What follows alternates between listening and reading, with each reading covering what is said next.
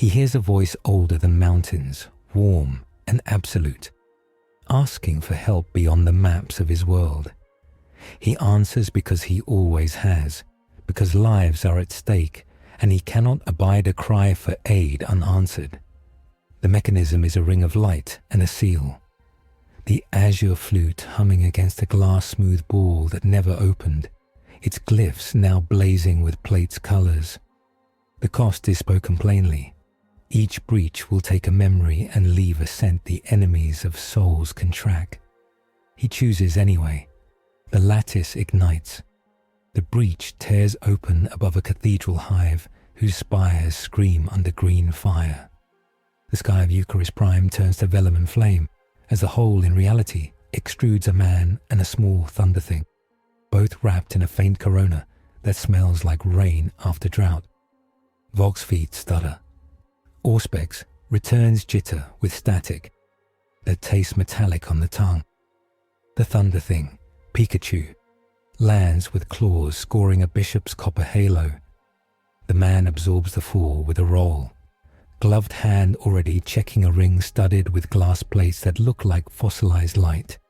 He breathes once, sets his shoulders, and faces a sky populated by rust-bellied attack craft belching spore smoke. He does not know this place, but he recognizes need. He hears a voice older than mountains, warm and absolute, asking for help beyond the maps of his world. He answers because he always has, because lives are at stake and he cannot abide a cry for aid unanswered. The mechanism is a ring of light and a seal. The azure flute humming against a glass-smooth ball that never opened, its glyphs now blazing with plate's colors. The cost is spoken plainly. Each breach will take a memory and leave a scent the enemies of souls can track. He chooses anyway. The lattice ignites. The breach tears open above a cathedral hive whose spires scream under green fire. The sky of Eucharis Prime turns to vellum and flame as the whole in reality extrudes a man and a small thunder thing, both wrapped in a faint corona that smells like rain after drought. Vox feet stutter. Auspex returns jitter with static that tastes metallic on the tongue. The thunder thing, Pikachu, lands with claws scoring a bishop's copper halo. The man absorbs the fall with a roll, gloved hand already checking a ring studded with glass plates that look like fossilized light. He breathes once, sets his shoulders, and faces a sky populated by rust-bellied attack craft belching spore smoke. He does not know this place, but he recognizes need. The cathedral megacity, Saint Eucharis Triumphant, shakes under the harrow of plague mortars. Green sorcery churns at cloud base, the color of swamp and sickness. Below, streets throb with press-ganged militia, white-masked medici, and sisters in black power armor hauling portable shrines, as if the statues might hold back the rot. The Vox on his wrist picks up a dozen tongues he cannot speak, and one he understands. The word help, gasped raw. Pikachu's cheeks arc with nervous blue. He scruffs the fur between its ears and points at the sky. Together, he says, the word simple, the vow iron. He sprints for height. The cathedral's northern buttress offers a run of ladders hammered into centuries-old saints. He takes them two at a time and trusts his partner to follow. Paws scratching brass, tail a metronome. A shell annihilates a roof 3 blocks away. Ash drifts like winter. He reaches a gargoyle shaped like a kneeling knight and looks into a sky where swollen fly-wing craft dive to disgorge meat and fever. A gunship of grey-blue livery roars by with stability that looks like prayer. It bears an omega on its wing, white on blue, a symbol etched into more battle histories than most worlds can count. It tilts, banks, takes a gout of bile on its nose, and begins to fall. He can't catch a gunship. He knows that. He also knows you try. He lifts his left hand. The azure flute hums against the GS ball in his right. The ring's plates, thunder, splash, iron, ring in dissonant chord. He speaks no ritual. His life has been ritual enough. The light buckles a little. The falling craft's nose lifts an inch. It is not enough. Pikachu barks and leaps onto the saint's crown. The creature digs in, cheeks blazing. Lightning pours like molten glass, not down but sideways, along copper gutters and bolt-spattered aquily, into the sky like a lance. The green storm above does not like that, and that is exactly why he keeps going. The lightning licks the gunship, wakes its failing engines for a heartbeat. The pilot, a warrior too big for any man to be, uses that heartbeat like a lever. The craft rights, slams its landing gear against a ruined market square, and skids in a shower of sambon. Ash blinks through tears. The world swims. For an instant, he is in a forest with a river, and someone is laughing. And then the name of that river is gone. The cost is real. He breathes, nods once to himself, and gestures to Pikachu to shake it off. The little one huffs and stares down the storm as if it can be intimidated. On the plaza below, the gunship's ramp crashes and giants stride out. Astartes in blue and white check, helmets ridged, eyes burning like embers behind lenses. They move with speed that mocks their mass. A captain tall even among them sweeps his blade through a pustule of warp rot that used to be a man, and its infection jams and shatters against an invisible geometry of discipline. Unknown Xenos and aberrant storm signature. Someone growls on command vox. Mark and monitor. Priority remains the mortar nodes. He needs no translation. The city moans with the weight of those guns. He looks for their mouths. 100 meters east, in the shadow of Saint Eucharis' flensing spire, a sludge tower exhales another shot that arcs like a sick rainbow. The shell trails spores and fluke. Anything that breathes that will not live long enough to die of it. He drops from the gargoyle, an easy swing and leap that leaves skin on stone. Pikachu hits beside him, fur bristling. They run the buttress down. The plaza is a frenzy. Nova Marines, and if the heraldry in his memory of a book he never read is right, trade volleys with robed hulks bloated with disease. Sisters burn an avenue clean with promethium. Medici haul the unburned to basins of blessed lie. Above it all, the mortar coughs again. He hits the square and the world slows the way it always does when the path is clear. He points, makes a sign that means flank over there and hits hard. He does not expect the giants to understand. The captain turns his helm a fraction toward the small human with the yellow creature and reads something in the angles of the finger and the set of the jaw. He barks orders, squads split. A devastated team plants their feet, their muzzles rise, and the air fills with disciplined thunder. Astartes, Ash thinks, tasting the word like a coin. Humans who built their bodies into weapons to buy time for cities like this.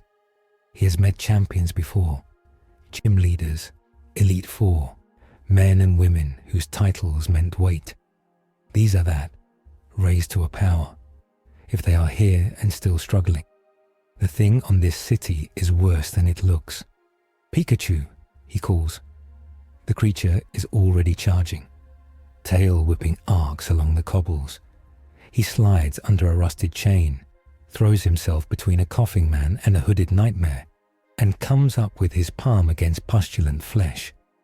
The aura in him sings the discordant note. Lucario taught him the shape of that note long ago. It hurts to press it rigid outward, and he does it anyway, forcing steam and silence into the thing until it collapses like a rotten sack. A sister looks at him and makes a sign over her chest, as if she is unsure whether to bless or condemn. The Devastator's volley carves the mortar mast in half. The top segment folds, spills its wet interior like soup, and dies with a scream like ruined lungs. The ripple of relief across the lines is not a cheer. This is not a cheering war. It is a breath held less tight. The blue captain stalks toward him with measured tread, point of his blade humming, guard bright with votive chains. Up close, the giant's presence is an answer key to questions he did not know how to ask. Discipline as gravity, duty as air. The helmet unseals with a sigh, a scarred face, eyes the hard blue of a high mountain lake. Studies him. You will explain, the captain says, low Gothic, compact and curt. After you stand where you're told. I'll stand where I need to, Ash says, and swallows the rest. He is not here to pick fights with soldiers in the middle of a battle. He gestures at the northern curtain wall. Those guns weren't all of it. Something's setting the air wrong. The captain's eyes flick to the little creature. It obeys you. We fight together. Then you will fight under me for as long as you remain inside my perimeter. Captain Enoch Varro, Nova Marine's 5th Company. We are to hold Saint Eucharis Triumphant until the Pilgrim War would stabilize and the plague fleet breaks. The captain glances up as if his eyes can read through 6 kilometers of atmosphere. It will not break yet. Ash, he says. He almost adds Ketchum, but the syllables snag on a place where it used to mean home, and he lets them fall. We can pin that artillery for you, but more is coming. More always comes, Varro says dryly, and turns his head slightly. Vox, connect me to the palace. A woman's voice answers, tight with command training and a thread of exhausted humanity. Governor Soran. The inner hives are holding. The pilgrim wards are functional. The shrine of the flensing martyr is lost. We have found an anomalous asset, Varro says. Human baseline with accompanying entity. Effective, not obviously hostile. On a day like this, I will accept saints and sins if they shoot in the right direction, Governor Soran says. But our spiritual advisors will require eyes. Another voice cuts across the channel like cold iron. Ordo Hereticus, Inquisitor Lyra Voss. Eyes are present.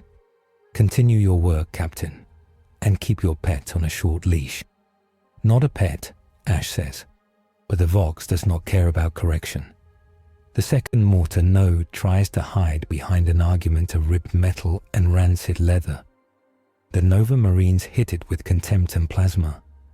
Spore rain lights and dyes on their ceramite with little sizzles. A priest screams exhortations, so hoarse they hear more blood than words. Pikachu drags lightning down again, but there is something in the clouds that catches it and eats half. The discharge leaves spots in Ash's eyes and a soreness behind his nose that promises a headache like a smashed bell. He bites down and tastes copper. He keeps moving. The mortar coughs no more. Asset, Varro says. Voice clipped. With me, the palace. They cross a city boiled down to crucial arteries. The palace is not a building so much as a party of buildings that learn to sing together. Arches with gargoyles, banners in the saints' colours, servo skulls like bees. Ash steps through halberds taller than him and sees a court of power arranged like a battlefield. Governor Hilia Soran stands at the centre, hair cut to a practical helm, armour speaking more to mobility than glory. To her left, an inquisitor who looks like a statue taught to glare. Lara Voss, rosette clipped to a chain, eyes like knives. To the right, an ecclesiarchal confessor, eyes fever bright. Between them, a hollow of the city flickers with disease, battle icons, and places where reality looks threadbare. Captain, Soran says. Report. Progress on the mortar suppression, Varro says. This is the aberrant storm signature. He calls himself Ash. The entity calls itself Pikachu. Pikachu lifts a paw like a formal salute and squeaks with the dignity of a small animal facing a room that could order it burned. Xenos, the confessor hisses. Unknown, Voss says, gaze like a scalpel. Non-human, cooperative with a human who bears an artifact my auspex cannot read. He fell from the sky in a warp shear that stabilized rather than corrupted. I came because someone asked me to help, Ash says. I can't stand still while people die. If you're fighting the ones making that, he nods toward the green cloud, then I'm on your side. You speak as if your choice matters more than law, Voss says. Faith is not sentiment. It's what you do when it costs, he says, and realizes he's trembling, not from fear, from a memory angling toward the light like a fish. It slips. He lets it go because there are other people's memories at stake. Soren watches his face and looks at the little creature and makes a decision that her life has trained her to make quickly. Captain Varro, I will take 3 seconds of hope over 30 of despair. If he can cut a node, keep him close. Inquisitor, you may observe and kill him if he turns. I will do my sworn duty, Voss says, which is not a promise that she will wait for clarity. Then we plan, Soren says. She points at the hollow. The Death Guard's first wave is engaged, but this pattern says second wave. The green mass is not cloud. It is the shadow of a ritual. They mean to birth something inside the pilgrim wards. If they do, the wards invert. The faithful die screaming. The city becomes a pipe organ the plague god will play until the system starves. Nurgle, Varro says low, as if naming a thing gives it less power rather than more. We must hold until reinforcement. You will not be reinforced, Voss says flatly. Astropathic silence on 2 bands. Vox chatter indicates a blockade of kindness, which is not kind and not a blockade. Our fleet is engaged. The pilgrim ships fleeing the outer hives are being welcomed. The hollow shows tiny icons that represent ships. Some flicker and go out like candle flames in high wind. Ash swallows grief and takes stock. He may not know their words for everything, but he knows a siege. He has spent days at a time inside a gym, refusing to leave until he understood how it breathed. This city is a gym with 1,000,000 hearts. Your wards, he asks. They're shields. Faith manifestations anchored to reliquaries, the confessor says, awed anger in his breath. The shrine's relics sing, and the God Emperor's light is expressed as geometry. They're failing, Voss says. Not because faith is weak, because infection is mathematics in another alphabet. Then we speak that alphabet back, Ash says. He taps the ring. The plates glow. I can make bridges between kinds of light, not forever. Each time I do, something takes a piece. But if I tie your wards to mine, we'll stop the inversion long enough to break the ritual. Voss stares at the ring the way one looks at a bomb. What is your god? He's called Arceus, Ash says. He thinks it, and the name is a note struck on a crystal so large he cannot see its edges. He doesn't demand worship. He asks for work. Voss snorts once. An honest heresy. Regardless, Saran says, do it. What do you need? Height. Metal. A place where all the ward lines cross. He points at the cathedral's heart. There. They are feeding that place, Varro says. Every mortar burst you saw was to starve it and then choke it with something else. If you go, you will be attacked. I always am, he says, and shows his teeth, because it is not a smile if it is real enough to hold. Varro's eyes flick to Voss. Voss says nothing, but her hand hovers near a pistol that doesn't look like a pistol. Saran nods once, a queen with a city to save. Go, she says. I'll buy your seconds with regiments. They move. The plan is not complicated, because complicated plans die in the time it takes to explain them. Nova Marines form the hammer and the shield. Sisters burn a corridor straight to the sanctum. Pilgrim militias hold alleys with barricades of pews. Servo skulls carry warding verses on brass plates like bees. Above, the sky's green deepens, and the air tastes like a penny held too long between teeth. They run past a procession of penitents, whipping themselves with chains of rosary beads drenched in lye. Ash wants to stop them. He cannot. He reaches and breaks one chain as he passes, and the man looks up, and the self-hate in his eyes is replaced with anger good enough to fight with. It will do. Pikachu leaps from gargoyle to gargoyle, tail sparking, burning the flies out of the air as they try to lay eggs in eyes. A sister laughs once, a bark of savage joy, and sets a wave of vermin on fire so thorough it glows white. The sanctum doors are adamant. They should be closed for a siege like this, but they stand open because faith means welcoming, even when welcoming kills you. Inside, the air is cold, and the light is blue. Ash's heart picks up, because this light knows him, not Arceus' light. The echo of the time he and a certain frog moved as one, until the world could not tell where boy ended and water began. He blinks hard. If the world wants to take that name, it will tear his throat getting it. The shrine's heart is a bowl of void glass hung above a well. The bowl is full of a light that looks like moonlit milk and smells like old incense.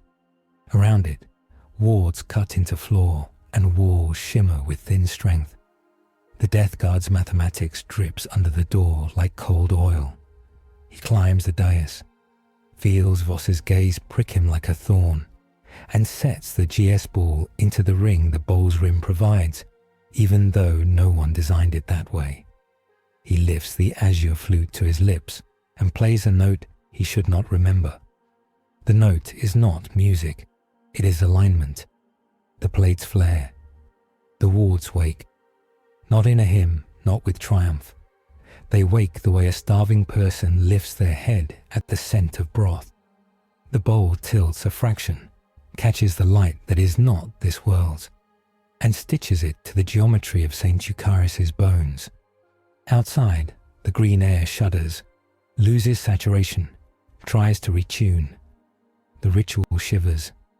The Death Guard do not mind interference. It gives them something new to overcome. They mind interruption. Something new eats time. Time is a weapon today. The door detonates inward with the sound of wet things tearing. The first thing through is not a man. It is a congregation of bellies. It carries bells in those bellies. They toll mercy and mean the opposite. Astartes step into the threshold. Storm shields locked edge to edge, a wall of faith in steel. The bells pound. Pikachu screams and hurls a bolt so bright it throws shadows backwards. The wall holds. Bile washes the dais. Ash stands in it to his ankles and keeps playing. His feet go numb. When sensation returns, it is pain with fingernails. He shakes and keeps the note steady.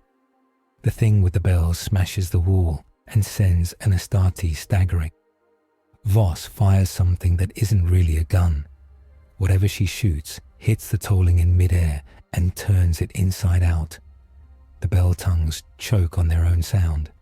The wall surges forward and cuts. The bowl's light grows steady. The wards thicken like frost. The ritual's inversion loses purchase. A shape looms outside that is worse than the bell thing. It is a priest made of tumors.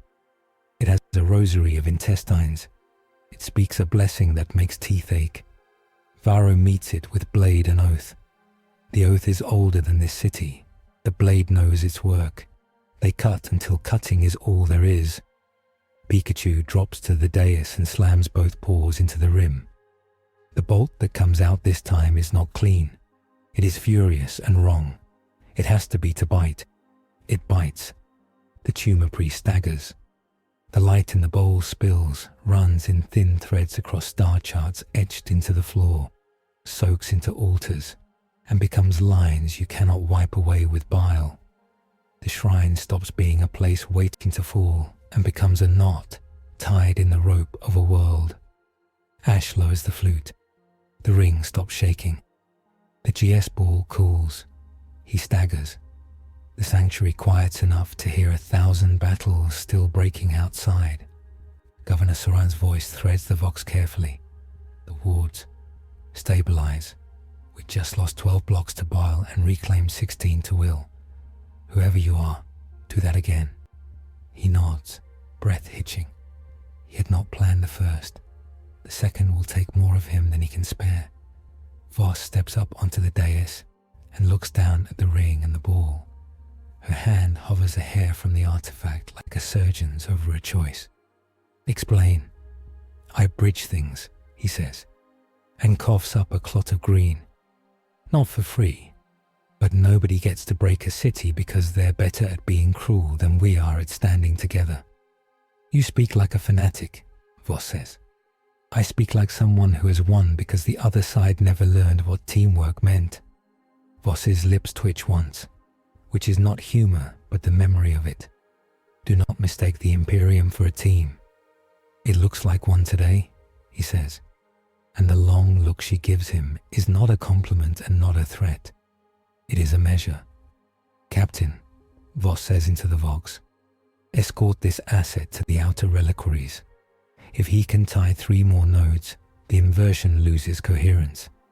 Governor, direct your regimental fires on the ritual pylons. Leave nothing standing that rings. Understood, Soran says, and from the sound of her voice her world just got 1 finger width further from death. They move again, this time along a route where the city has grown teeth. Pilgrim militia with eyes gone clear in crisis stack up behind statue plinths and shoot on Varro's timing. A woman who has never carried a laser gun before today checks a sick child's breathing with one hand and changes a power cell with the other. A confessor reads from a book where the lines crawl like ants and keeps reading until the ants remember they are letters. The second node is in a shrine draped with wax-hard offerings. It has become a charnel house with a hole in the middle. The hole is not absence, but appetite.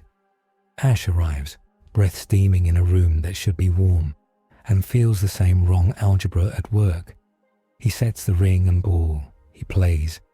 He ties light to light until the appetite coughs and spits out offerings like bones. An artillery shell, not plague, falls on the street just outside and showers the window with glittering shards that smell like ozone and steel. Nova Marines lay down covering fire. Pikachu breathes hard and shakes his head as if water went into his ears. Ash presses a hand to his partner's flank, shares a breath, and keeps playing. The third node is under a tenement where mothers huddle with babies and men hold knives they don't remember taking. The stairs are clogged with broken furniture and bodies. A hulking figure with a plague hood ducks to fit through the doorway and dies to a bolt round that takes away its head and the 3 parasitic mouths growing from its neck.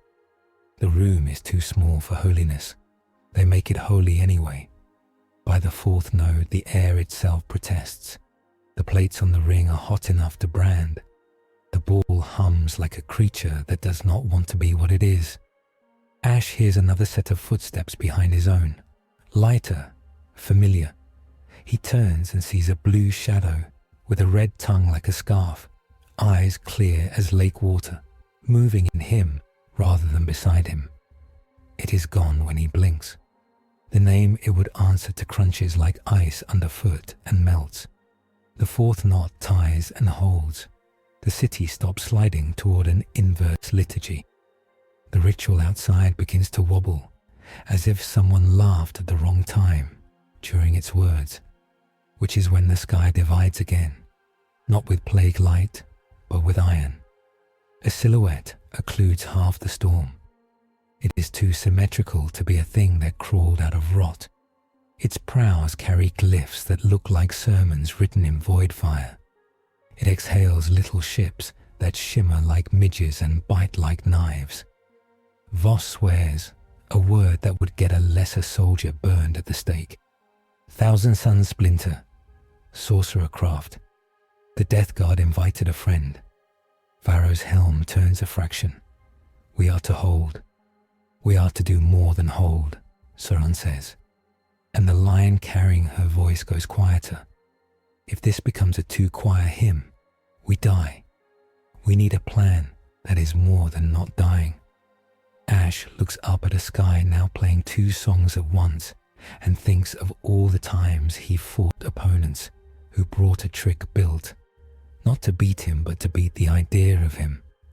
He looks at the ring and at the little beast breathing hard and at the giant silhouette like a cathedral among ships. We can't stop their fleet, he says, but we can stop their reason to keep singing. The ritual's heart is outside the wards. It's making them mad because we won't let it hook in. If we break that, they lose their anchor. Break a ritual anchored by a demon engine and guarded by 2 legions worth of spite, Voss says, voice not incredulous, but counting the obstacles the way one counts shells. With a man and a yellow animal and a company of Astartes and whomever the governor can throw away fast enough. You'll need a spear, Varro says, and the word sits heavy in the room. He looks at Ash as if he is weighing a hunch. You can lead men. He thinks about a field full of kids who looked at him like the next step. He thinks about a frog who taught him what sharing a heartbeat means. He thinks about a world telling him he does not belong, and doing it with the courtesy of knives. Yes, he says. Then you lead mine, Varro says. For this thrust, my oath is to hold this city. For the next hour, holding means killing the head singing outside. I will put 5 squads of my own blade to your plan. Inquisitor Voss will put a bullet in your head if you twitch toward blasphemy. Governor Saran will drown the flanks in bodies to buy you minutes. Do you understand the price? He nods. He understands price better than the names of these streets he is dying to save. Voss's eyes narrow until they are nothing but blue blades. If you fail, Captain, I will file your chapter under reckless. If you succeed, I will ask the throne if you're worth tolerating. Asset, say I will not break the wards 3 times. I will not break the wards, he says, and again and again. Each repetition is not magic. It is promise turning into muscle memory. Good, Voss says. If you lie, the gun in my hand will tell the truth. Soren sets her hands on the table. All regiments, all cults loyal to the saint, all PDF with breath. We strike the ritual. We do not chase. We cut the heart. If we die in the middle. The plan is map simple, street hard. Astartes' spear with storm shields lifts their wall and walks. Sisters burn lanes in front of them. Pilgrim militia hold alleys like teeth. The spear will hit the ritual head on, while artillery, such as it is, shells the demonic engine's pylons not to kill it. Its name is survival, but to step its rhythm off beat. They walk into a weather that wants to stop them. The air feels like infection trying to choose new bodies. The ground slicks with prayers written in pus. The Astartes plant their shields and move, patience as armor. Pikachu rides Ash's shoulder because the ground wants him too much. Ash tunes the ring under his breath, altering the cord that ties him to the city, so it doesn't pull too hard the wrong way. They see the engine long before they reach it. It is a tower of ribs whose marrow drips into pipes. It has a mouth. That mouth holds a bell. The bell tolls whenever a devout person exhales anywhere in the city. At its feet, 3 circles of sorcerers chant 2 languages at once. Death Guard, in rusted green, stand with plague knives in parade rest and rot on their lips. The 1,000 Suns craft whisper overhead like birds reading omens. One of them banks and discharges a line of light that turns a platoon of militia into glass. Hold, Varro says, and the wall tightens. Pikachu bares his teeth, and the fur along his spine stands up like a ridge of lighting rods. Easy, Ash whispers. On my call. The Astartes break into a jog, and the wall leans. Fire washes it. Sorcery tries to arrange the wall into a different shape. Faith arranges it back. They strike the Death Guard line. It is not a clash the way games would diagram. It is a meeting of obligations, The Death Guard's obligation is to endure. The Astartes' obligation is to continue. They fulfill both. Flesh cuts, green blood steams, ceramite cracks. Ash slides through a gap in the wall that opens like the muscle of a jaw. He runs toward the rib tower with a small creature on his shoulder and a ring that hums like the throat of the world. A sorcerer sees him and gestures, and for a second, Ash remembers what it felt like to be 9 and afraid he would never be enough. He keeps going because fear is information, not instruction. "Now," he says. Pikachu launches from his shoulder like a thrown lance. He hits the rib tower's ringing bell with both paws and an arc that is not lightning as the weather knows it. The bell's sound breaks into crystal shards, and every shard becomes a negative sound that slashes the ritual's words to ribbons. The sorcerer snarls without moving his mouth, a sound transmitted into the heart. He swings a staff and the space in front of Ash becomes stairs that go sideways. Ash takes them 3 at a time anyway, because when someone tries to turn your path into nonsense, moving is clarity. Varro is a blue comet carving paths. He goes where the line looks like it is about to break and makes it not break. He sees Ash climb the sideways stairs and barks something short. A squad peels and kills anything that gets close to the small man climbing toward a bell that thinks it is a god. The demon engine groans as it realizes it is being disrespected. A tongue of metal tries to lick Ash into the bell. He ducks, slides, jams a ring against the bell's lip. The GS ball's glyphs flare like flood. The azure flute vibrates in his teeth. He does not have time to play. He lets the ring play him. The note that comes out is a hinge. The ritual stops singing. For a heartbeat. For the length of time it takes a man to decide. Then the ritual changes key and tries again, angrier. 1,000 suns craft slices low. Voss shoots it out of the air with a weapon that looks like a prayer written in brass. She does not cheer. She moves to the next threat, as if she has a list and will be able to finish it. The bell fractures. Not enough, but enough to bleed. The engine bellows. Pipelines snap. Nurgling choruses pop like toads in a drought. Pilgrim militia surge and die and stand and die again, and sometimes live. Something changes in the light, not the green, a different wrongness. The sorcerers step back in unison. They begin a new chant. It is not a summoning, it is a subtraction. Pikachu whines, ears flat, eyes rolling. Ash feels his own thoughts tug like loose teeth. The chant is subtracting the idea of what they are doing. If it removes enough, the plan will forget itself. The city will forget it is worth saving. He will forget that he chose. He clamps both hands on the ring and bites a piece of himself in half. The pain anchors. He blows the flute once, hard, ugly, off-key. It is not beauty. It is noise with intent. It is enough to make subtraction stumble. Voss sees the chant's shape and snarls. Mimetic hex.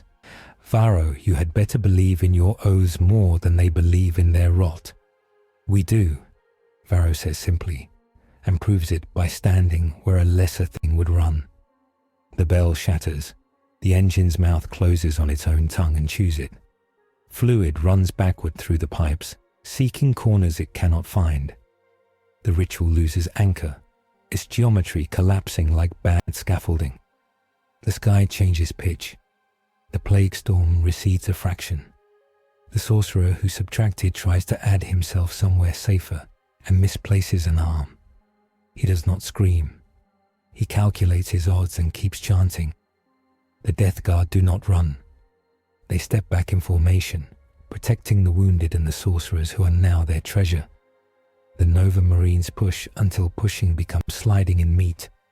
They stop, not because they are tired, but because the ground says no, and even giants with oaths obey physics. Ash drops from the engine's flank. He stumbles on bones. Pikachu hits his shoulder like a thrown brick and clings. The ring is cool. The ball is silent. He checks the city. The wards hum. The inversion is tangled and failing. He also checks his head. There are fewer names in it than there were an hour ago. He does not catalogue which. He tells himself he will later, if later arrives. They fall back by plan, not panic. Sisters cover with flame, setting alleyways to careful blaze. Pilgrim militia carry wounded in relays. Varro puts his back to the world and turns what could be a rout into a reposition. Behind them, the demon engine dies like a pipe organ collapsing. Every pipe a groan, and every groan a promise. They enter the palace to the sound of gongs that are not bells but signal courage to those who cannot see. Governor Soran stands with blood on her sleeve that might be her own and might be someone else's. Voss looks at Ash, as if she has to remind herself he is not a problem to solve but a person to aim. "You made them angry," Soran says, which is praise here. "They will come again," Voss says, which is a fact. "We can tie one more ward," Ash says, and his voice cracks. "But after that, if I breach the ring again today, I will start giving away things I can't replace." "What?" Voss asks, not unkindly. "Have you already given?" "Something I wasn't ready to miss," he says, and lets that be enough. For a beat, the war room is quiet except for the map humming. Outside, the storm rolls, now set to a rhythm someone else wrote. The city is not safe. It is simply not dead yet. "Then we choose where to spend you," Soran says. "Captain, Inquisitor." Varro's gauntlet shades the hollow. "They will try again, not because they believe in winning, because they believe in wasting us. We must hold with less blood than they are willing to spill." "They have learned too," Voss says. Fingers a hair from the rosette, as if it burns. "They brought subtraction for your addition. Next they bring null for your light and despair for your faith. They will try to unmake the creature and the man separately." Ash turns the ring on his finger and feels the plate's answer with tired light. He looks at Pikachu and sees singed fur and the stubborn spark that has always been there. He looks at the giants and the governor and the Inquisitor and knows that teams come in many shapes. "We're not done," he says simply. "Good," Voss says, "because neither are they." The palace courtiers light incense and pray with the efficient ferocity of soldiers cleaning weapons. Somewhere below the spires, a child who saw a small yellow light run along a saint's crown tells another child that the city is not a place where hope goes to die. Above, in the dark belly of the storm, something old watches the bridge of light that hums between two kinds of faith and puts a finger on a page in a book that writes itself with worms. Codex note: the anomalous ring interfaces with ward geometry through harmonic correspondence rather than sympathetic magic, implying a lawful axis orthogonal to warp mechanics. Record as bridge pattern alpha, provisional.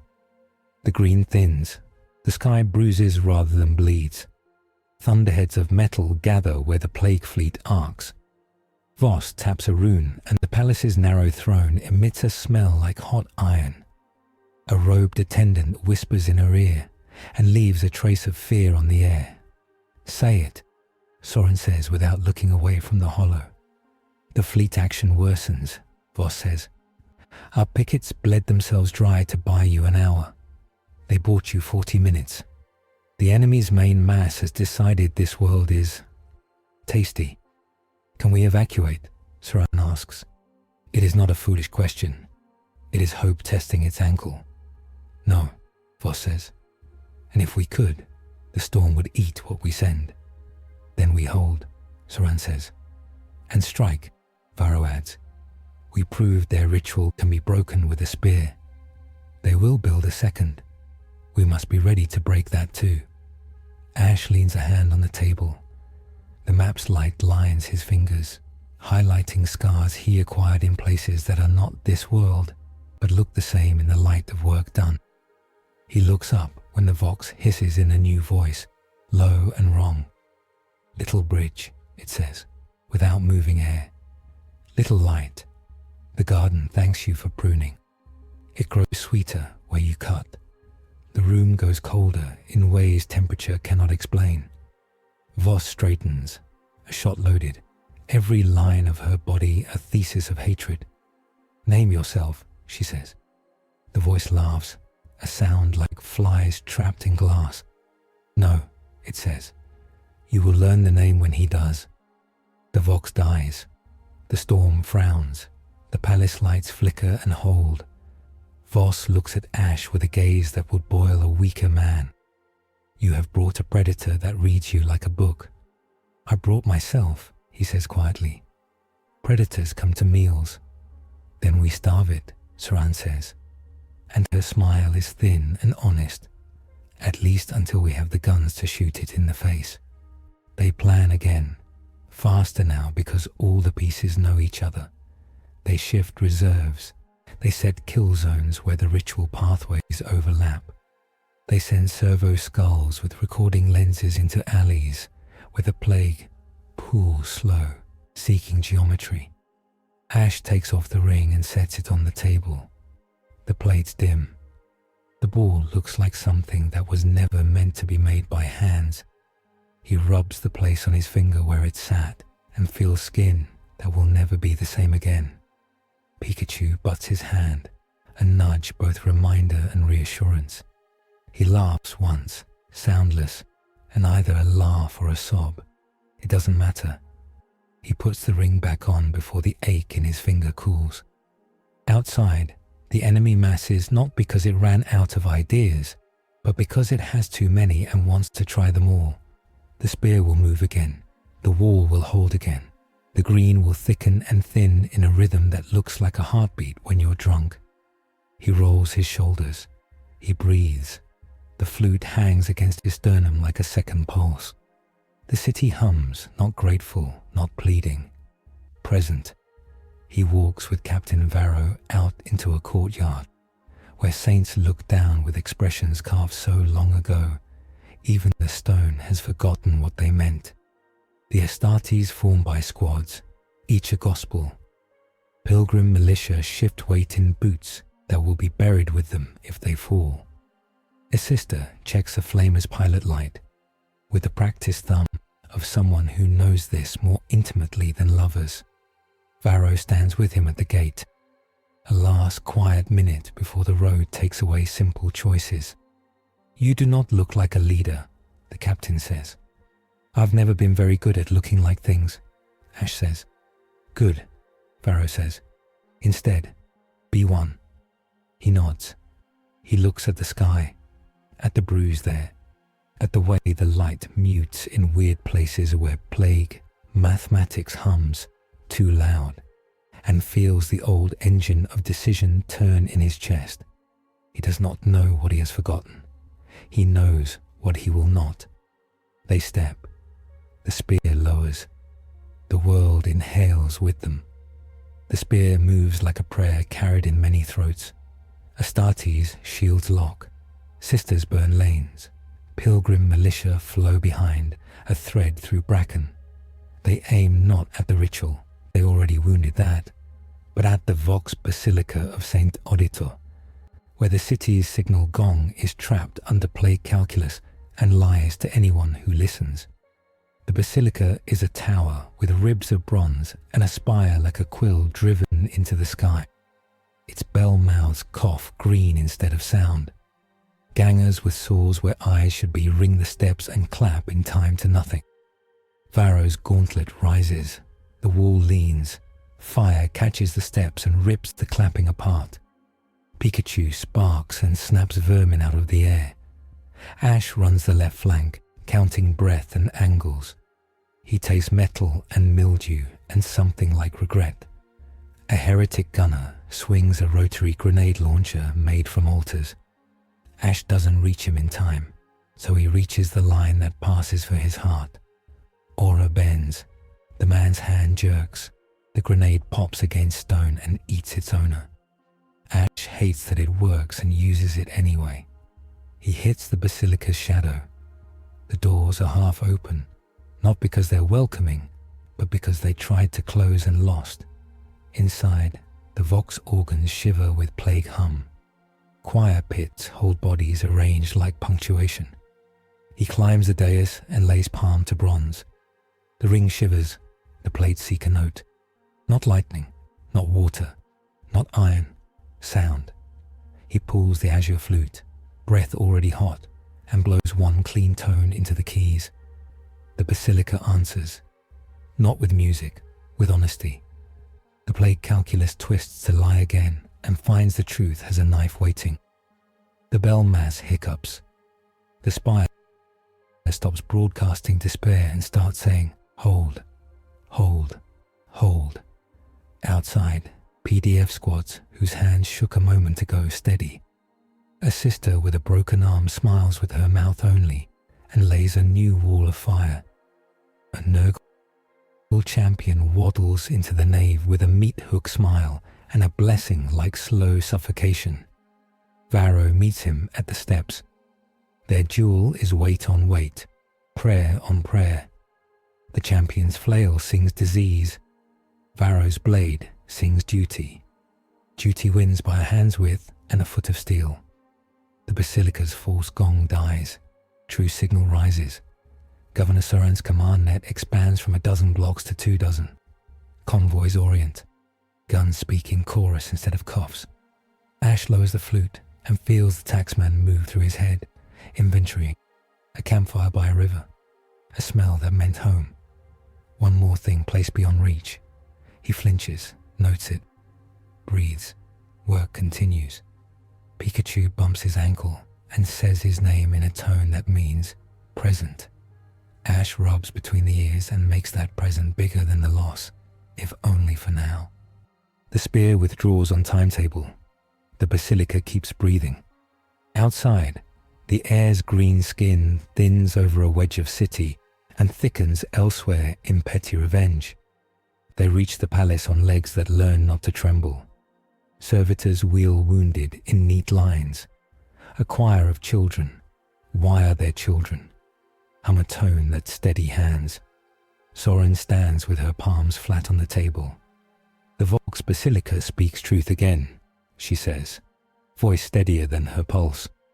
We add 20 minutes to our life. Captain Varro, commendations. Inquisitor Voss, what does your craft here? That the enemy adjusted within the breath it takes to sneer, Voss says. Their ritualists turn from inversion to subtraction when opposed.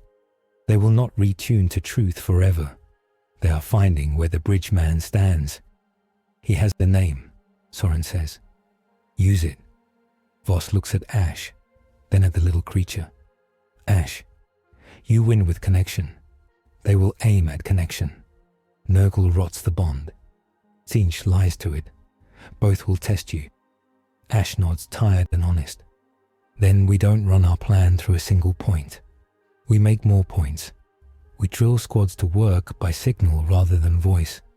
We teach hand signs anyone can learn fast.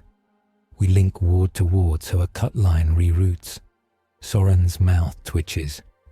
Command schools in a different galaxy taught you this? Gym floors, he says. You learn where people crack when the sweat runs out. Varro's helm is at his hip. His eyes knew steel. The basilica you retuned. Collateral was managed, he says. Half the nave is Ash. We saved the bell. That was correct. Ash looks at the hollow's grey blocks, a civilian. We didn't torch the tenements behind it. Soren's gaze weighs him. Because you had an Astartes wall and a sister's fire. In another district, we burned 3 blocks to keep 1 reliquary. I won't pretend the world is kind. Voss steps closer, her rosette winking. Which brings us to doctrine. A plague-struck Habgrid in 1 North holds 8,000 souls. Many are infected. Medicaid triage says 10% salvageable with treatment we do not have. If infection advances into the pilgrim wards, the wards fray. Crematoria are running behind. The ecclesiarchy advises sanctified burning. Burn 8,000 to save the wards, Ash says flat. Burn 8,000 to save 800,000, Voss says. That is arithmetic that hurts and must be done. Varro's jaw tightens. The Codex teaches that mercy must not threaten the mission. The mission is the defense of mankind. Ash's hands curl. He keeps his voice even. If you burn them all on principle, you teach the ones left what your mercy is worth. The city is a team.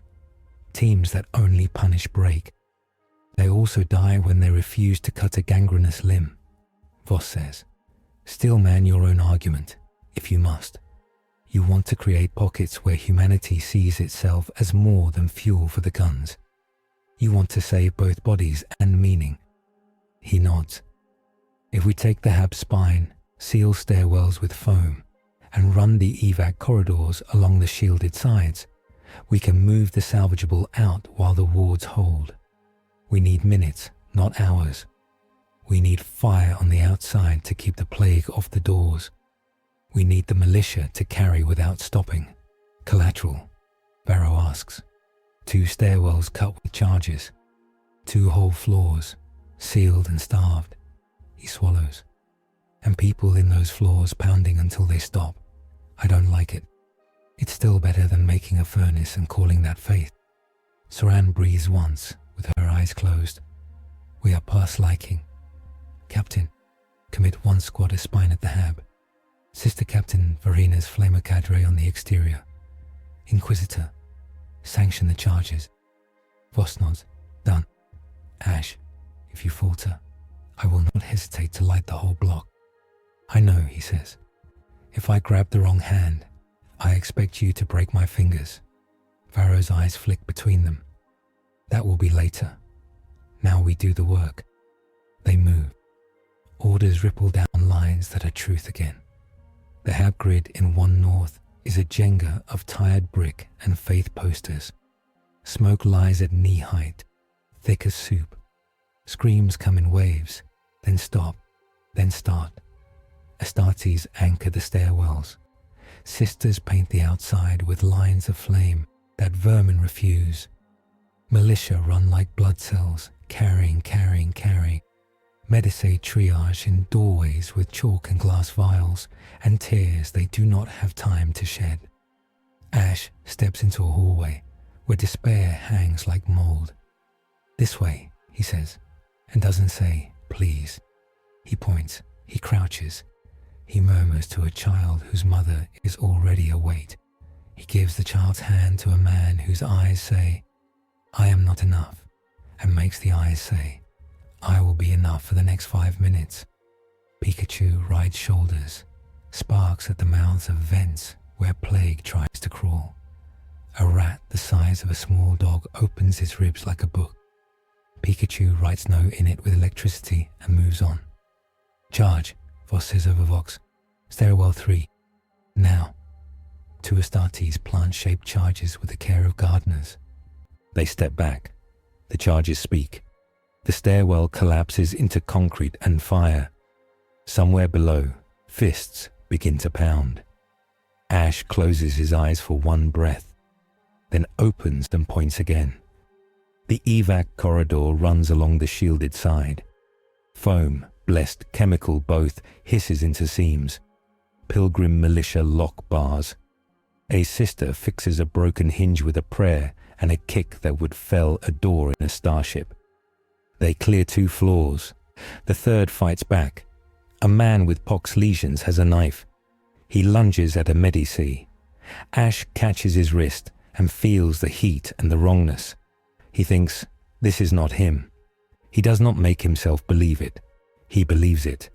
He twists the knife free and presses the man to the wall and says, breathe. The man coughs blood into Ash's shoulder and croaks, mercy. Not as a beg, but as a word he hasn't said in years. Ash nods and hands him to 2 others. They carry. They do not look back. The 2nd stairwell charges. The pounding grows. It is not rhythm. It is insistence. Varro stands in a doorway like a gate. Plague presses. He presses back. He becomes the point at which a hab story changes from drowning to wading. He earns each inch. They clear who they can. They seal what they must. They do not count the sealed. They cannot. They step into the street with survivors coughing and blinking at a sky that looks a little less green over this block and a little more green 2 streets away. Voss stands at the corner, soot on her cheek like war paint. She watches Ash watch the sealed windows. "You made a furnace and called it triage," she says softly. "And you did it without letting it make you smaller." "I don't know that," he says. "I do," she says. "I do not give such judgments often." Before he can answer, the sky changes, not in color, in shape.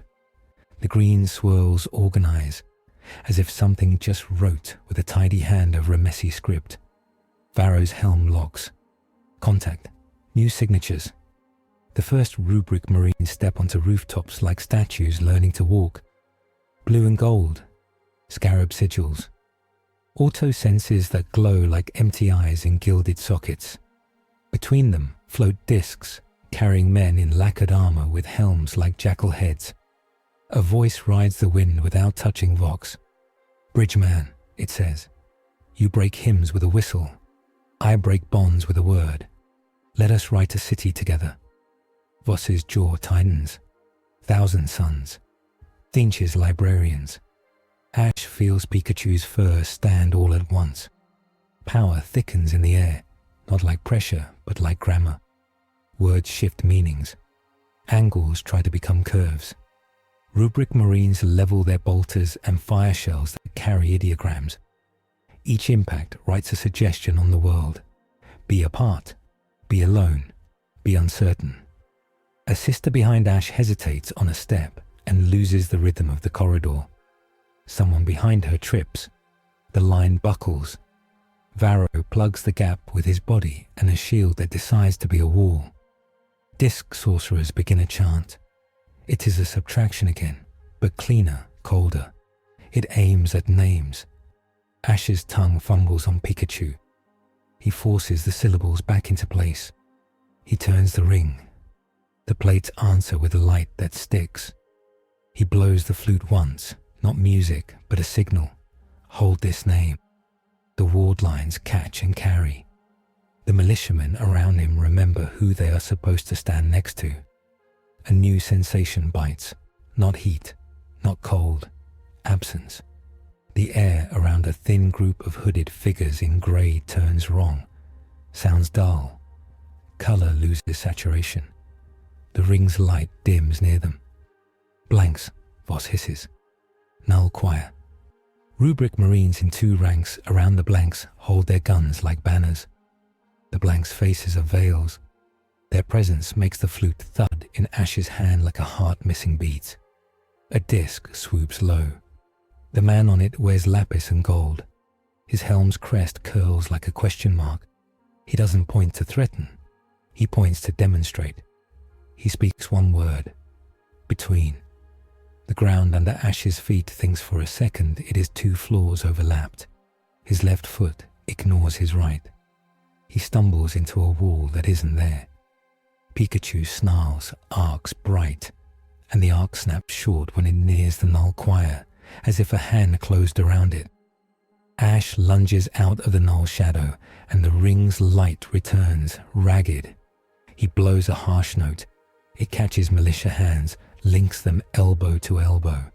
He barks, "Hold," and the line holds because they hear each other again. "Captain," Voss says into Vox, voice flat with abstraction suppressed by will. New foe is conceptual. He subtracts names and writes doubt. The null choir cancels his bridge. Varro pushes a rubric from a ledge with the edge of his shield. The shell the rubric fired writes "Be apart" on Varro's pauldron and reads nothing there except ceramite. "We adapt," he says. "We kill the singers." Rubrics do not scream when they die. Their shells detonate with neat finality. The blank song bleeds courage. Pikachu flickers like a candle in a draught and then steadies with a shake that is half fear and half refusal. The sorcerer on the disc watches Ash the way a naturalist watches a beetle that learned a new trick. "Bridgeman," he says. voice still not touching the Vox. Your melody has lore. My patron enjoys lore. Let me show you a clause. He speaks. Unname. The ring on Ash's finger goes numb. The GS ball turns from glass to stone, and from stone to an idea of weight without mass. For a heartbeat, he cannot remember what the plates mean. A woman to his right fumbles her son's name. The boy looks at her and flinches as if she struck him. Ash snarls, sound raw, and blows the flute not like a whistle, but like a man breathing. No note, just breath through precision. The plates pick up the turbulence and translate it into a chord that does not care about glyphs. The null field steals half, but half is enough. Names glue back where they belong. The disc sorcerer narrows his helm's eye lenses. Interesting. Varro snaps his blade up and nails a rubric between eye and crown with a thrust that hears a gap and goes there. We are not interesting, he says calm. We are mandatory. The street fight turns strange. Fire meets subtraction. Faith meets null. Aura meets anti-aura. Pilgrim militia fight with linked elbows and no time for doubt and lose some anyway. Sisters shift aim to the grey hoods and burn air that doesn't want to carry flame. The blanks waver.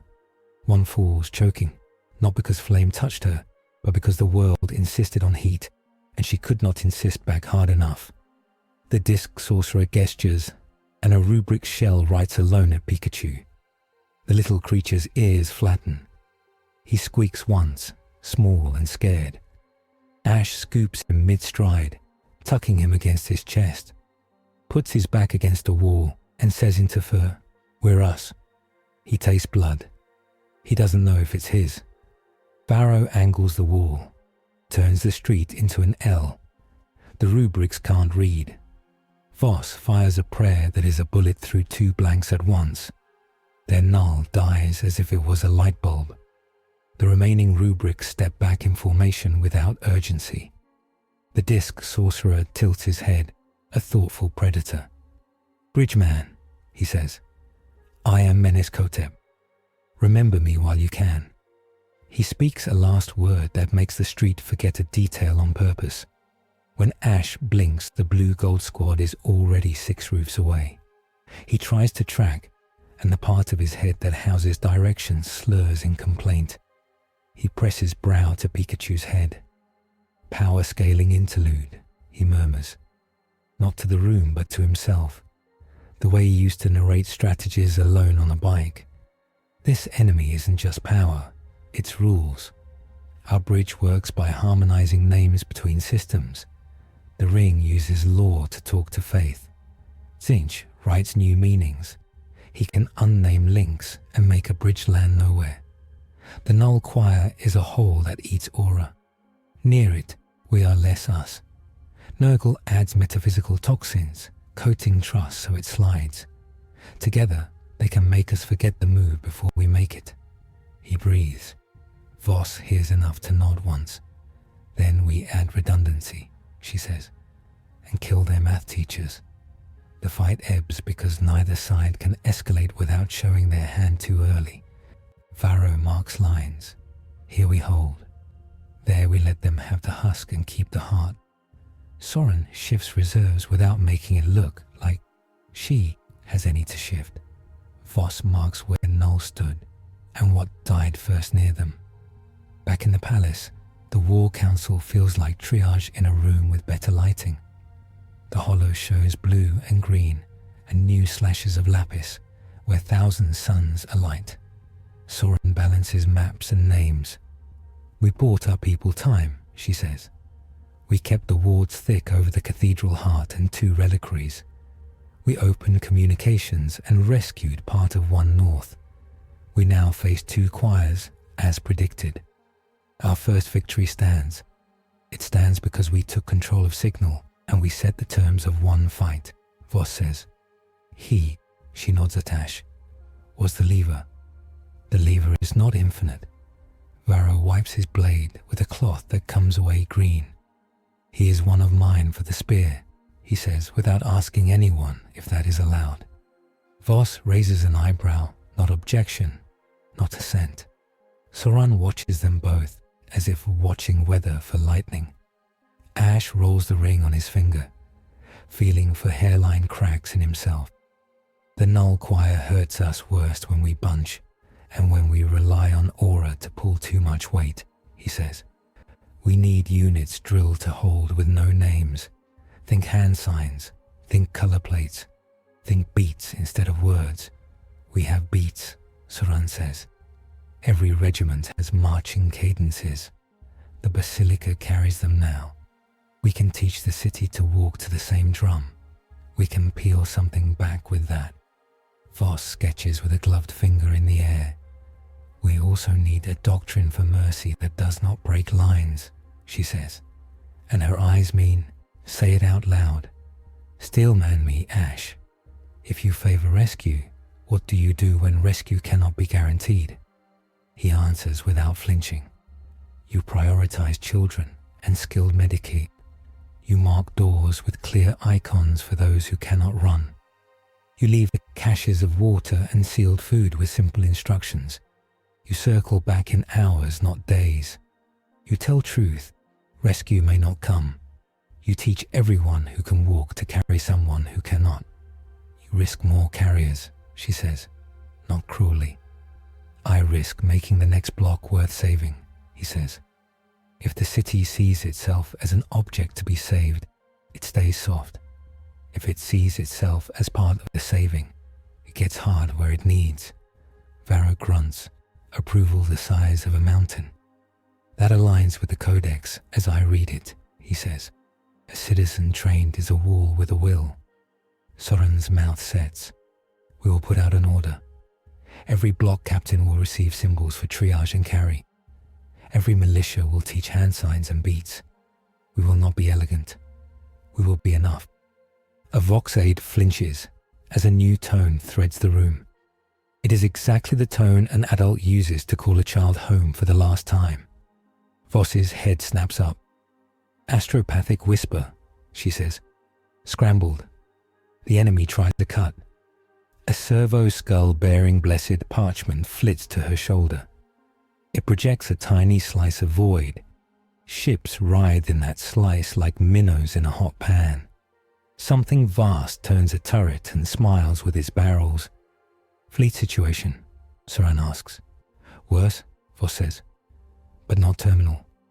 The enemy's attention is not on us alone. That is either mercy or sadism. We treat it as mercy. Captain, name your next thrust. Varro taps the hollow where 3 blue lit points almost form a triangle, and a green smear tries to drown them. These 3 reliquaries act as ward nodes now that Ash tied them. The enemy will aim to break one and retune to that gap. We take the outermost, the Compline Gatehouse, and make it impossible to unname. How? Soran asks. By making its name bigger than the enemy can hold in its mouth. You can bridge. Can you teach others to be bridges without the ring? Ash thinks of kids he led into gyms and out again. He thinks of how they learn to see angles. He nods. We can put people in chains of sight lines and breath lines. We can teach them to look at a thing and agree on what it is. Voss snorts. Reality by consensus. Reality by teamwork, he says. Same thing, she says, and the barest hint of humor makes it not a knife. They move. The Compline Gatehouse sits where the city meets the pilgrim fields. The fields are full of tents laced with rosaries. Plague wind turns the rosaries to green beads. The gatehouse's doors are saint bones bolted into patterns that forgot why they fit. Rubrics stand in ranks beyond range. Jackal helms turn to watch. Blanks sway like reeds and leave silence in their path. Menes Kotep hovers on his disc, idly flicking a staff at gnats that are not gnats. Varro arranges his squads in chevrons. Sisters take flanks. Militia stack in files, shields scavenged from doors, faces set. Ash moves among them and teaches quick. This hand means fall back. This means link. This means carry. This means replace me if I fall. Pikachu delivers a lecture in sparks to the front two ranks. The men and women grin despite themselves. The smiles are small, grim-bright, human. Voss kneels in a doorway and whispers into a rosary that is also a scrambler. "At my mark," she says, "we speak 3 names: Gate, Guard, and Gather. We speak with breath, not words. We speak with feet. We speak with what we carry." "Mark," Varro says, and the wall leans. Rubrics open their arms. Their bolters right alone. The null choir breathes wrong, a wave of nothing that leaves taste buds blind. The discs circle, coaxing geometry into stutters. The militia stomp once again. The basilica catches the stomp and echoes it down alleys. Doors open on cue. People step into doorways and look at the gatehouse and agree silently that it is a gate and not a wound. Ash runs a line between a sister's flame and an Astartes' correctness. He blows the flute, not like a leader, but like a brick set in mortar, one of many. The ring's light shows on faces and goes out near the nulls and goes around them anyway. Menes Kotep gestures. "Unnamed," he says lazily. The gatehouse tries to forget it is a gate and remember a pit. 10,000 eyes say, "No, you're a gate." The pit idea recoils. Voss fires a brass prayer that snips a null's veil. The blank coughs, bleeds, does not scream. The silence around her tears like canvas. The ring's light washes in, stronger for the break. Varro reaches the threshold and rams his shield against a rune that wants to be a trap. The rune yields. He plants a standard that is not a cloth but a lance of light with the Nova Marines' Omega emblazoned. The standard says, "We are here and staying." A rubric takes a step onto the threshold. The gatehouse refuses him as if it knows his name is not in the book. He pauses, a statue consulting a memory that is dust. Varro uses that pause and makes it the last thought that statue has. Menes Kotep tips his head again. "Fascinating," he says. "Consensus-based wards. A city that insists. A bridge man who uses laws he does not understand." He speaks again. A longer word that is like a thread around a throat. Between and beside. The gatehouse's image doubles for everyone at once. Soran in the palace sees 2 doors. Militia see 2 steps. Varro sees 2 blades, neither in his hand. For a heartbeat, the entire defense falls through a crack in reality's floorboards. Ash remembers a mountain where he learned to move with someone else until the world saw one being in 2 bodies. He cannot pull that name, but he can pull the move. He breathes, steady and loud, and stamps his foot to a beat that is not in the city song, but fits it. Pikachu claws his shoulder in time. "Here," he says loud enough to cut. "This door, this ground, this us." People seize the words as rope. They pull. The doubled image snaps back into one. The gatehouse is gate again. The enemy's word slithers off like a leech stuffed with someone else's blood. Varro laughs once, a bark of feral joy a captain earns.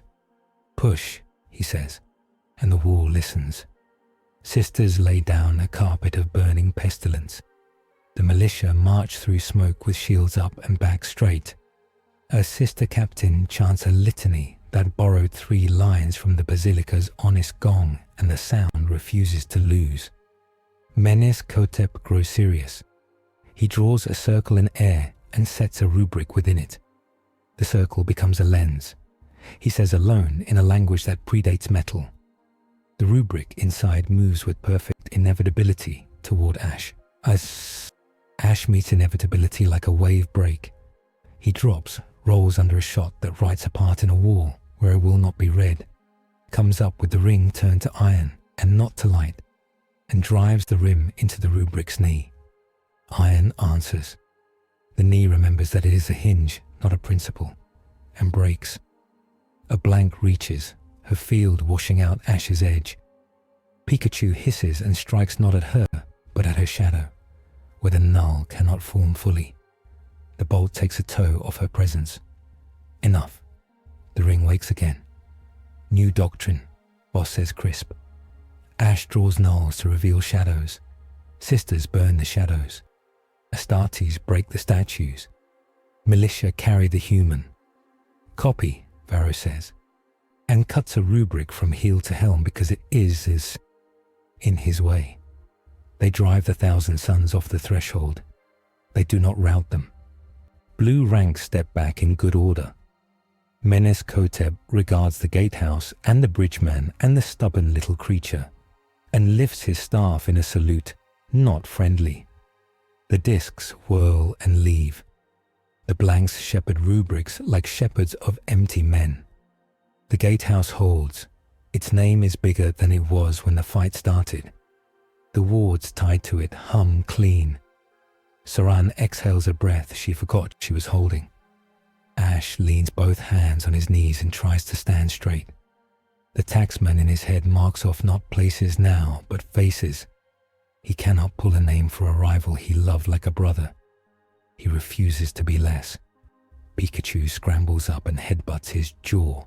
He laughs without sound. He sets his hand on Varro's pauldron. We did it, he says. We did our share, Varro says. The war remains. Voss touches 2 fingers to the gatehouse's ribs. Your method is unorthodox, she says to Ash. And crude. It works. Thank you, he says, and knows she means both halves of that. Soren's voice rides the Vox with a new edge. War Council now. The enemy just shifted again. They return to the palace at a run that looks like a measured walk, because leaders do not waste breath on image.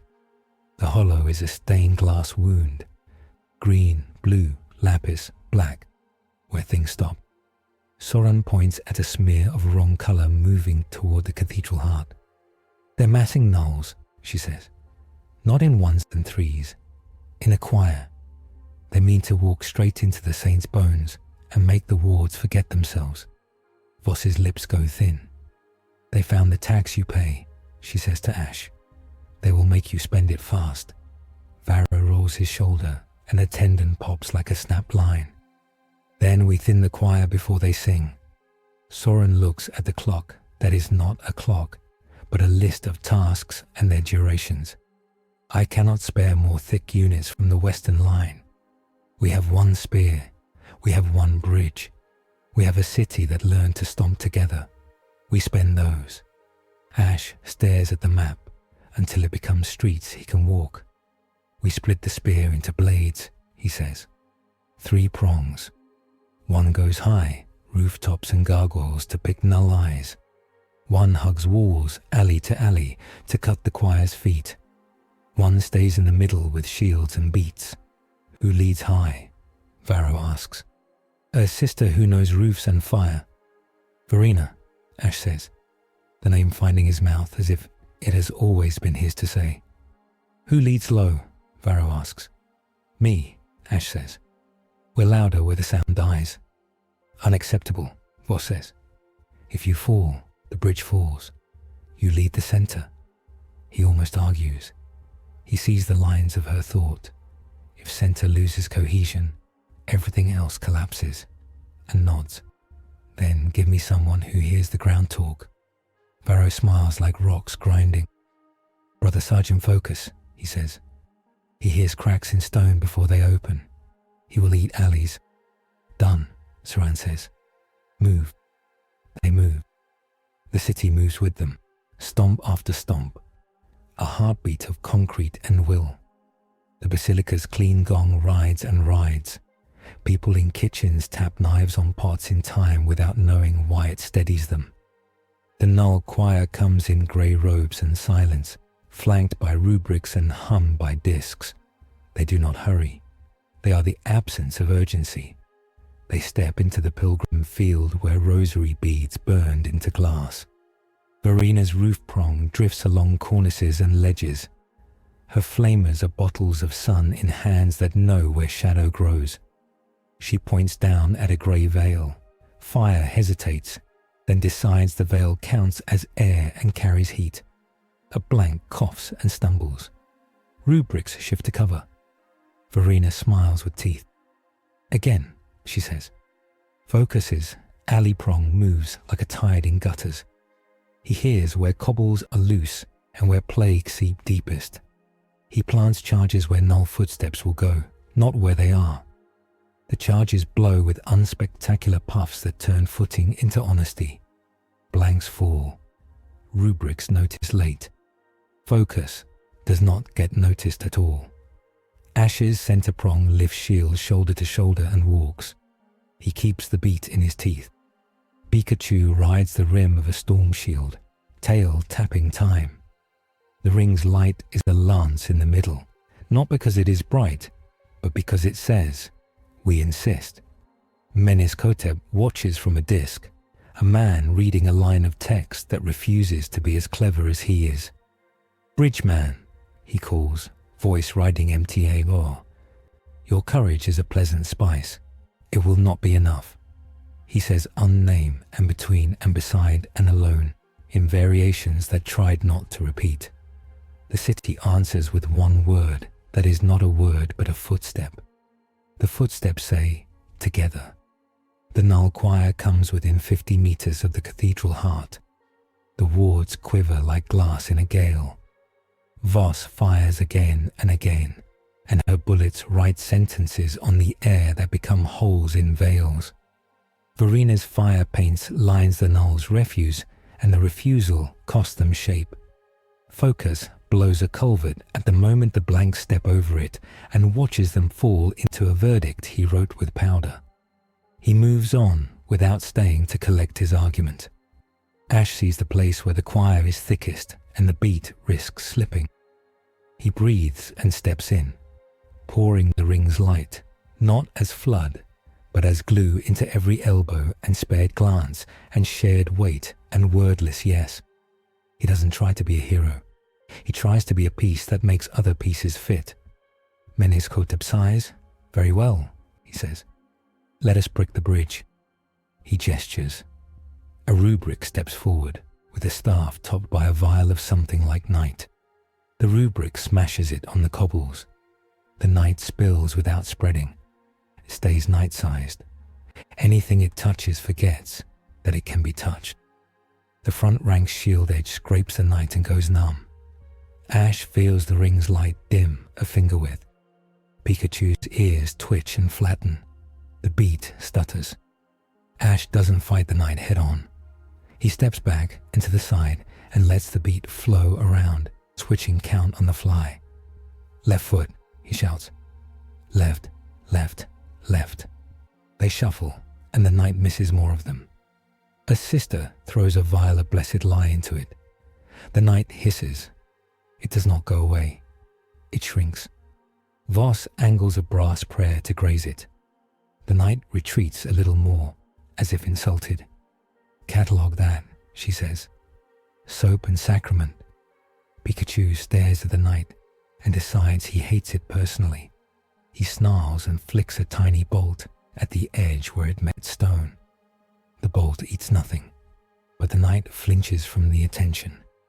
Pikachu squeaks triumph and taps Ash's jaw with his tail. "Noted," Ash says, and points another 2 steps left. They close with the choir at 30 meters. The bass beat of the basilica becomes a high, clear note that threads ears and makes teeth ache. The blanks falter. The rubrics step in to hold them up and discover they do not know how to carry. Meneskotep lifts a hand. "Enough," he says, and the entire choir stops. Not because he ordered them, because within the cathedral's heart, something old and golden turns its gaze for one fraction of an instant, and the nulls remember an absence that is not their absence, and they wilt. Meneskotep smiles under his helm.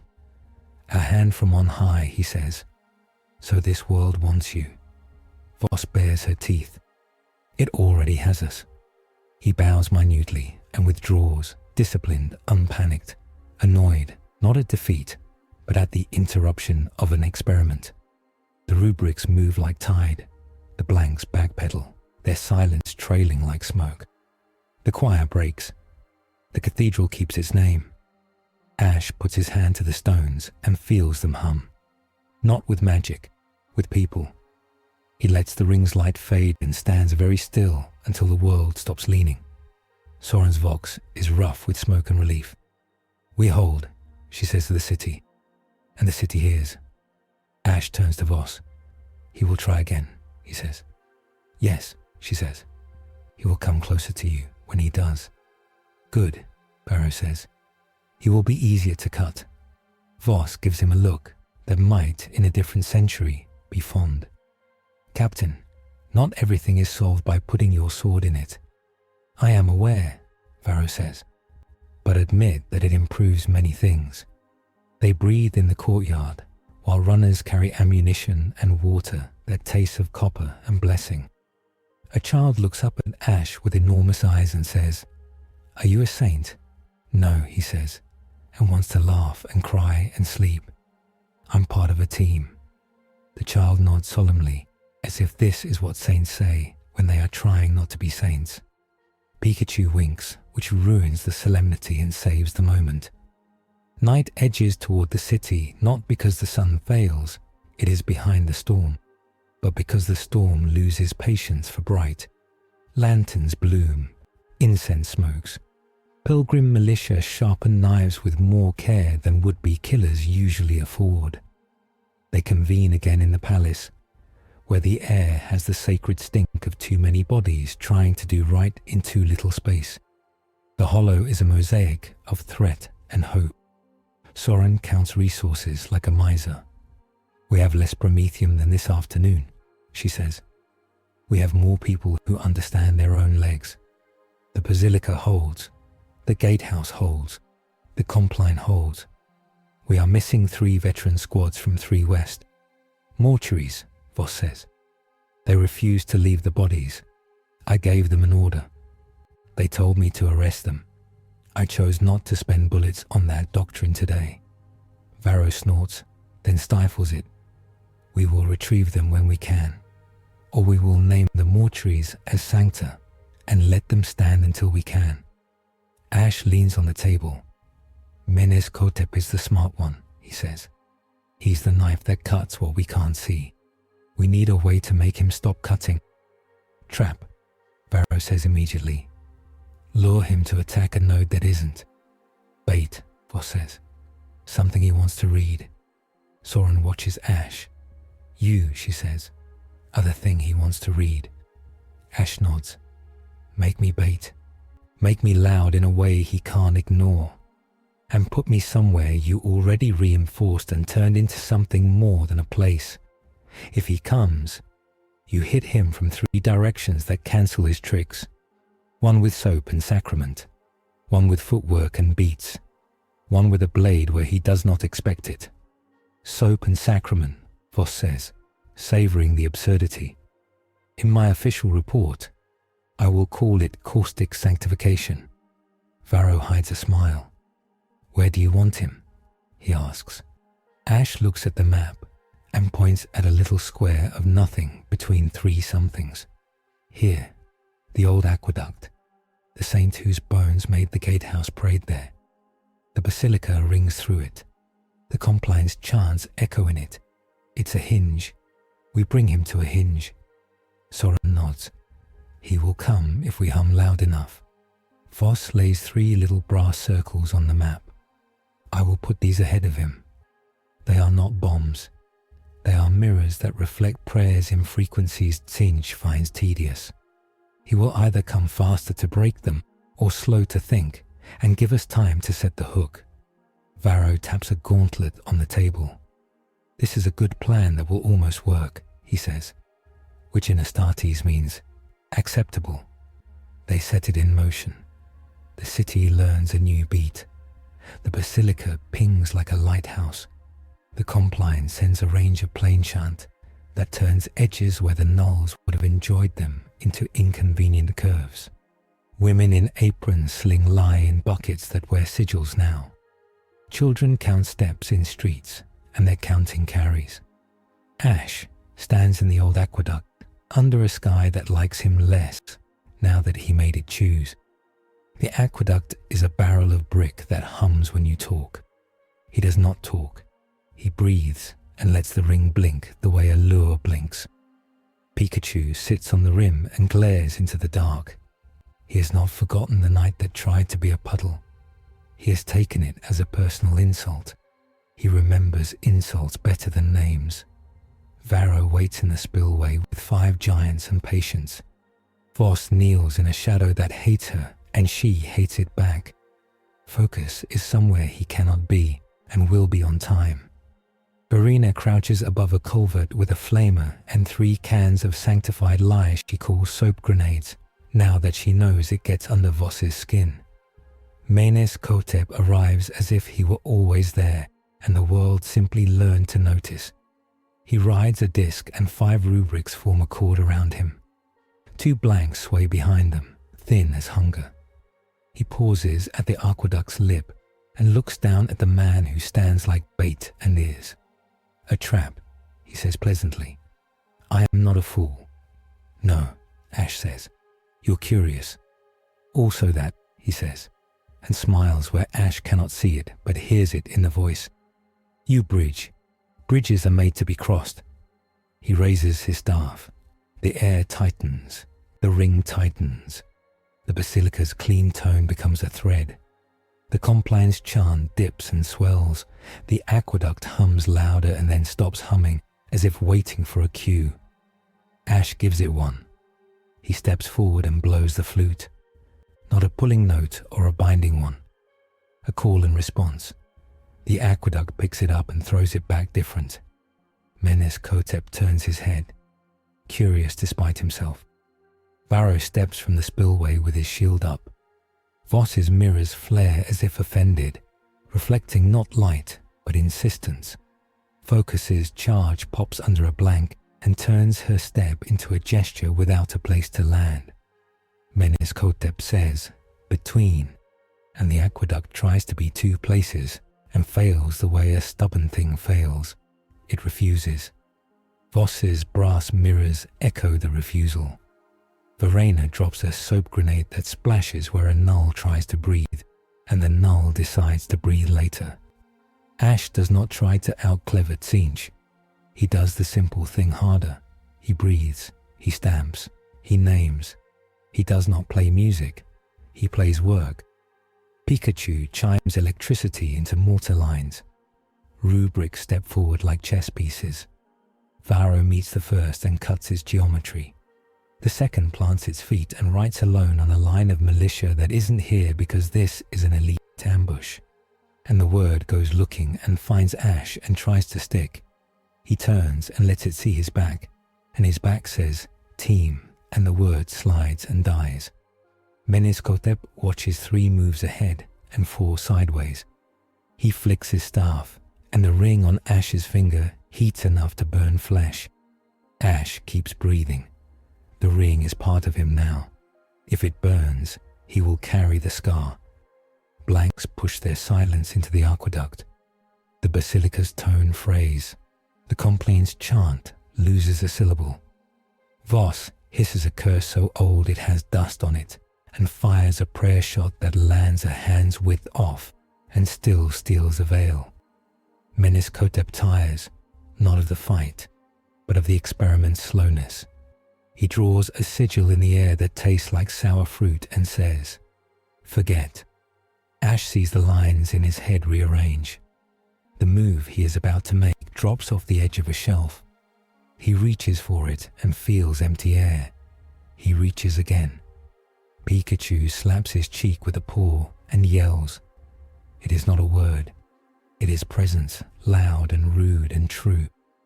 Ash laughs, a sharp bark, and finds the drop move in the laugh's echo. He stamps. The aqueduct answers. Varro drives. Voss cuts. Verena burns. Focus blows another step out from under a blank at just the right time. Menes Kotep leans forward on the disc. Now, he says, amused and mildly annoyed. You are interesting. He drops from the disc. He lands in a wash of dust and part of the aqueduct that doesn't want to be where he is. He steps coastally around reality. He raises his staff, not to chant, but to swing. Varro moves to intercept. The rubrics aim. Voss's prayer is 3 breaths away. Focus is 2. Verena is 1. Ash is here. He does not think he can beat this man with a ring and a whistle. He doesn't try to. He steps to put his body where Meneskotep's attention expects nothing. He is not a blade. He is bait.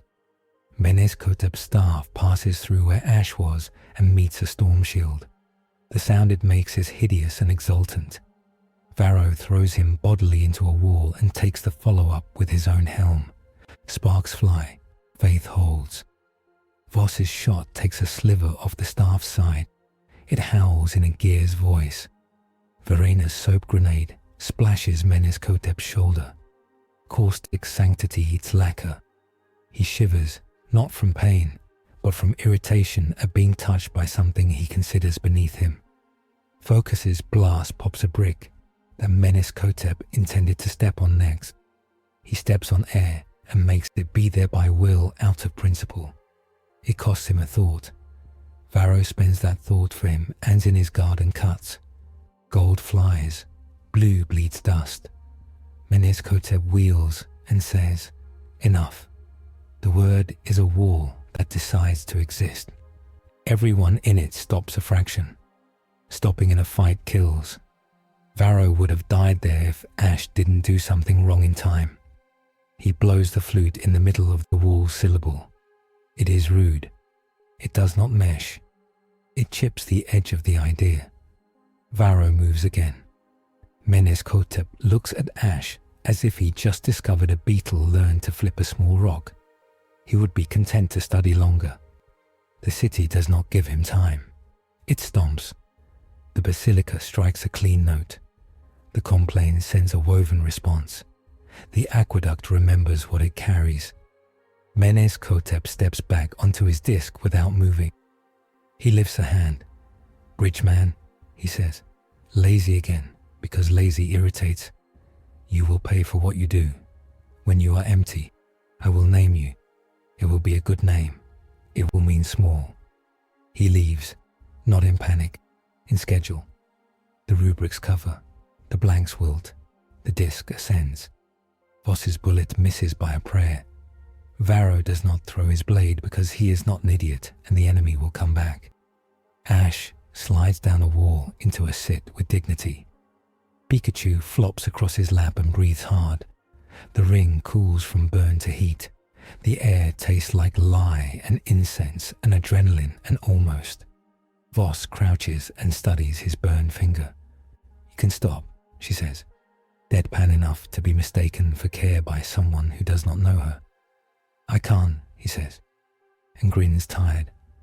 "You knew that before you asked." "Yes," she says.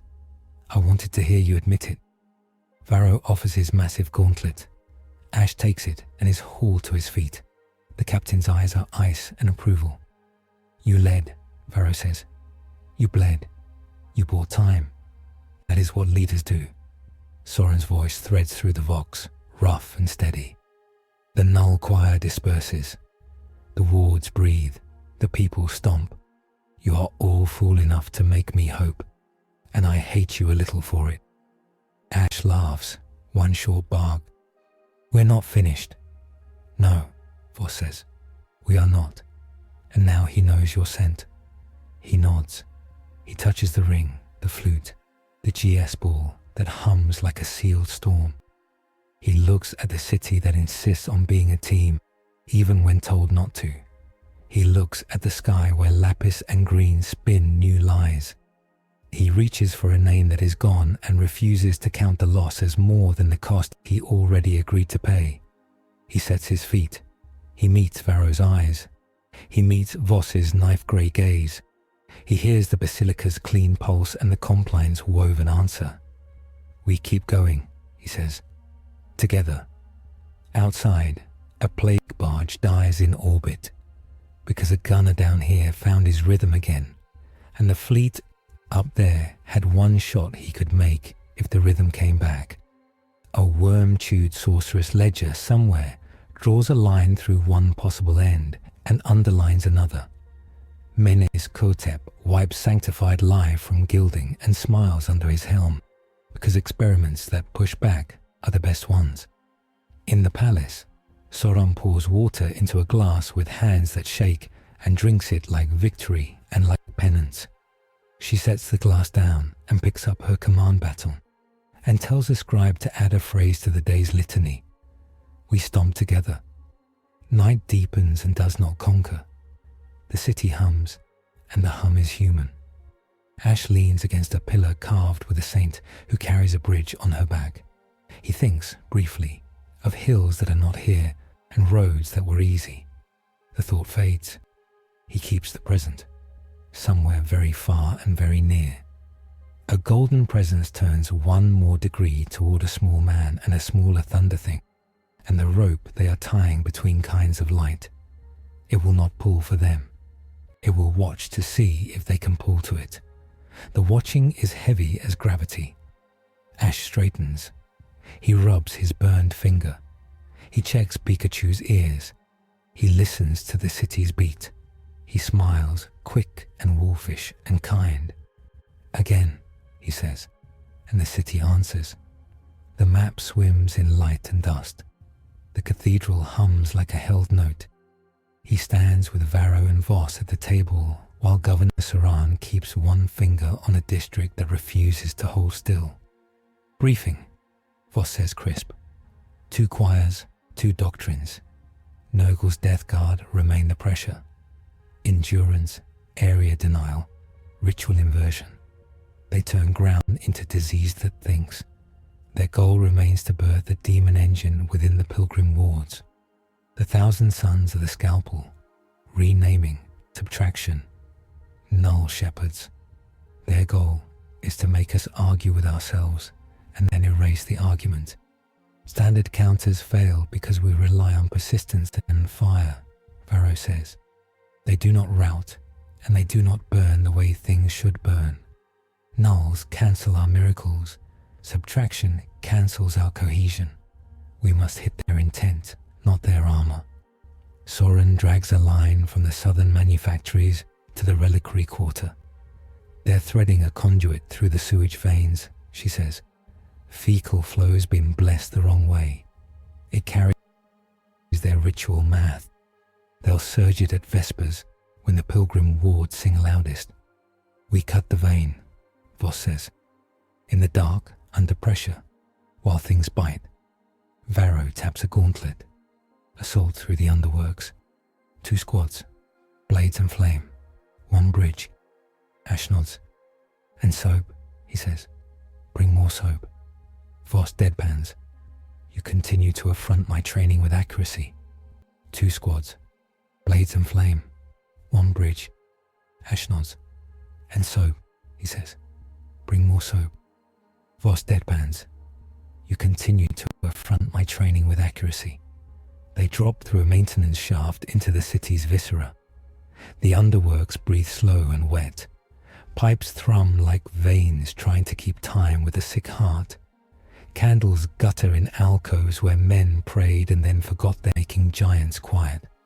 Sisters bring sun in bottles. Pilgrim militia carry ladders and lie and a beat in their boots. Ash breathes through cloth and prayer and stubbornness. The ring warms, not bright but ready. Pikachu rides his shoulder and glares at shadows until shadows hesitate.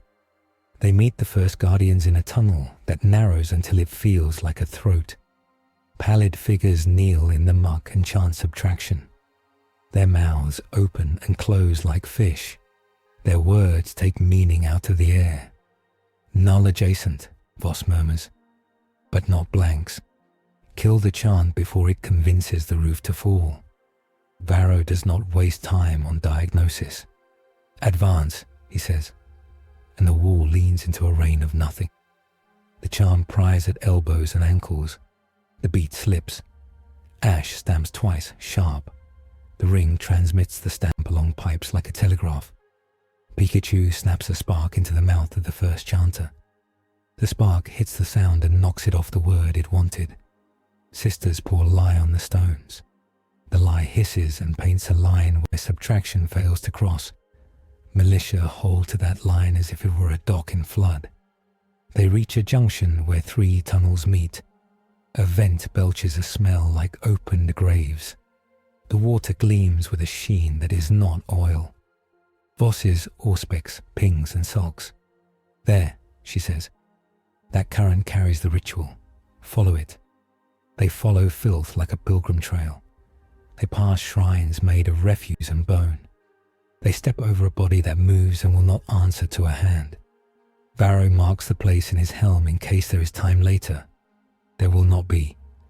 The conduit is a pipe of old saint metal hammered into new sin. It hums with words that refuse to be said. It runs straight to a chamber where stone ribs arch over a sump, and the sump is not water, but the idea of water corrupted. And at the far side of that sump stands a thing that wears a man like a cope. It smiles with too many lips. Bells hang inside its flesh. Its eyes are coins left in vinegar. Varro names it with craft and hate. Biologus. The Biologus nods as if receiving an introduction. Souls with schemes, it says. Good.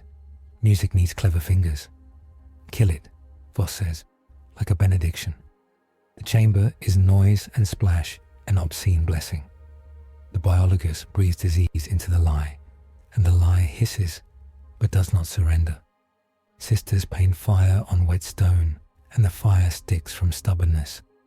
Astartes wade until their knees are filth and still move like liturgy. The Biologus rings itself. The sound hits Ash in the sternum and looks for a name to bend. He blows one harsh note, not music, signal, and the ring turns that signal into a brace. The bells strike brace. Brace holds. Pikachu bites the sound the way he has bitten lightning since he learned fear doesn't mean flee. Varro reaches the thing and cuts.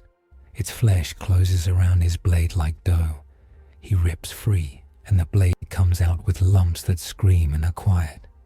Voss fires 3 prayer shots. The first cuts a bell rope. The second nails a parasite crawling for an Astartes neck joint. The third finds the Biologus's tongue just as it tries to speak a word that would make water hold a grudge. Militia heaves soap sacks into the sump. The soap blooms into white islands of defiance. The ritual in the water finds it cannot carry in a channel that refuses. It moves to reform. It fails. It tries again. Astartes plant charges on the sand metal pipe and step back. "On my mark," Varro says. 3, 2. The Biologus opens its mouth for a new hymn. Ash plays a note that is the same as a door slammed politely. The hymn chokes. Varro's mark drops. Charges kick. The pipe folds with a hurt sound. The sump heaves and then chooses gravity and becomes water again. Just water, foul and tired. The Biologus sags. Varro finishes it with disgust that reads as mercy. The underworks breathe. For 10 heartbeats, the city's guts remember they are not an instrument for plague. Ash leans on a rib of stone and feels the taxman in his skull pull a ledger. Something goes. He doesn't chase it. He grabs breath and steadies his hands and meets Voss's gaze. "Vein cut," she says. "Their surge at Vespers loses its river. They'll find another." "They always do," Varro says. "We will meet them there too." They climb back into a city that has learned to stomp together and is hoarse with it. The light has shifted in the way storms shift when they prepare to show teeth. The sky is lapis and rot. The sound is prayer and gunfire. They have minutes. They spend them like misers spending starlight. Soren's Vox threads the air. New pressure in 2 east. If the reliquary at the third arm falls, the wards knot and we choke. Captain Varro, move. Inquisitor Voss, get me eyes on Minis Kotep. Already looking, Voss says. He just smiled somewhere. I felt the temperature drop. They move toward 2 east. Streets narrow. People stack. Someone shouts a name and someone answers, and then both are gone under a wave of bodies moving the wrong way. Varro clears with his presence. Voss cuts a path with a glare and a rosette. Ash uses shoulders, and the tone of a man who has moved crowds before without hurting them and knows what not hurting costs. The third arm's reliquary is the narrow finger of a chapel built into a habstack. It hums with a voice like a woman singing to a feverish child. Stay. The hum hiccups as if set upon by a hand that finds the throat. Ash sees blue and gold between alley walls. Menes Kotep stands on a balcony, one hand resting on a railing that refuses to be ornate, his disc hovering like a bored servant. Rubrics frame the alley mouths. Two blanks sway at his flanks. He waits like a teacher waiting for a class to realize it is late. Ash, Voss says without moving her lips, do not engage alone. I won't, he says, and means it. The alley becomes an equation. Null, subtraction, duty, teamwork. It all resolves into a sum with no integer answer. Menes Kotep lifts his staff, and the air tightens in his palm like a leash. A test, he says. Bridge man, let us see what remains of you when the bridge carries nothing. Varro lifts his blade. Voss levels a prayer. Sisters shuffle fire. Militia sets shields. Ash breathes. Menes Kotep speaks. Unname, he says, and the word is not a word. It is a scalpel dipped in a solvent that melts glyphs. The ring goes cold and slick. The GS ball hums in a way that is not song, but threat.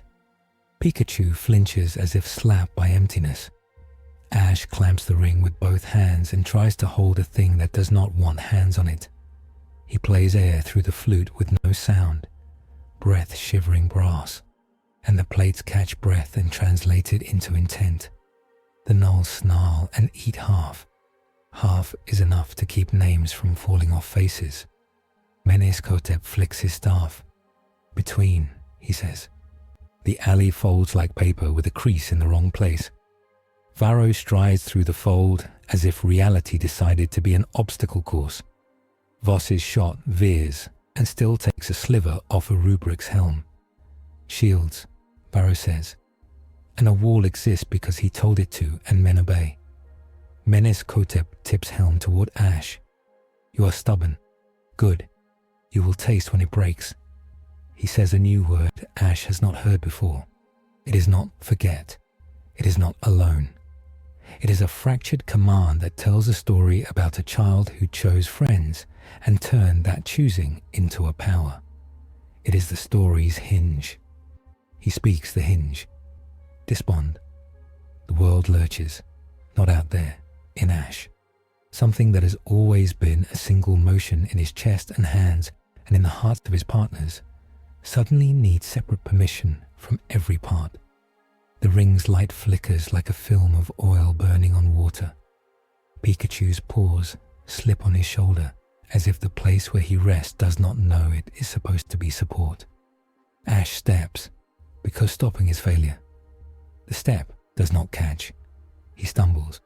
He grabs the wall and feels his hand and the wall disagree about contact. Now, Menes Kotep says, and the rubrics step with precision that reads as contempt. The duel begins. Rubrics pour ideogram shells.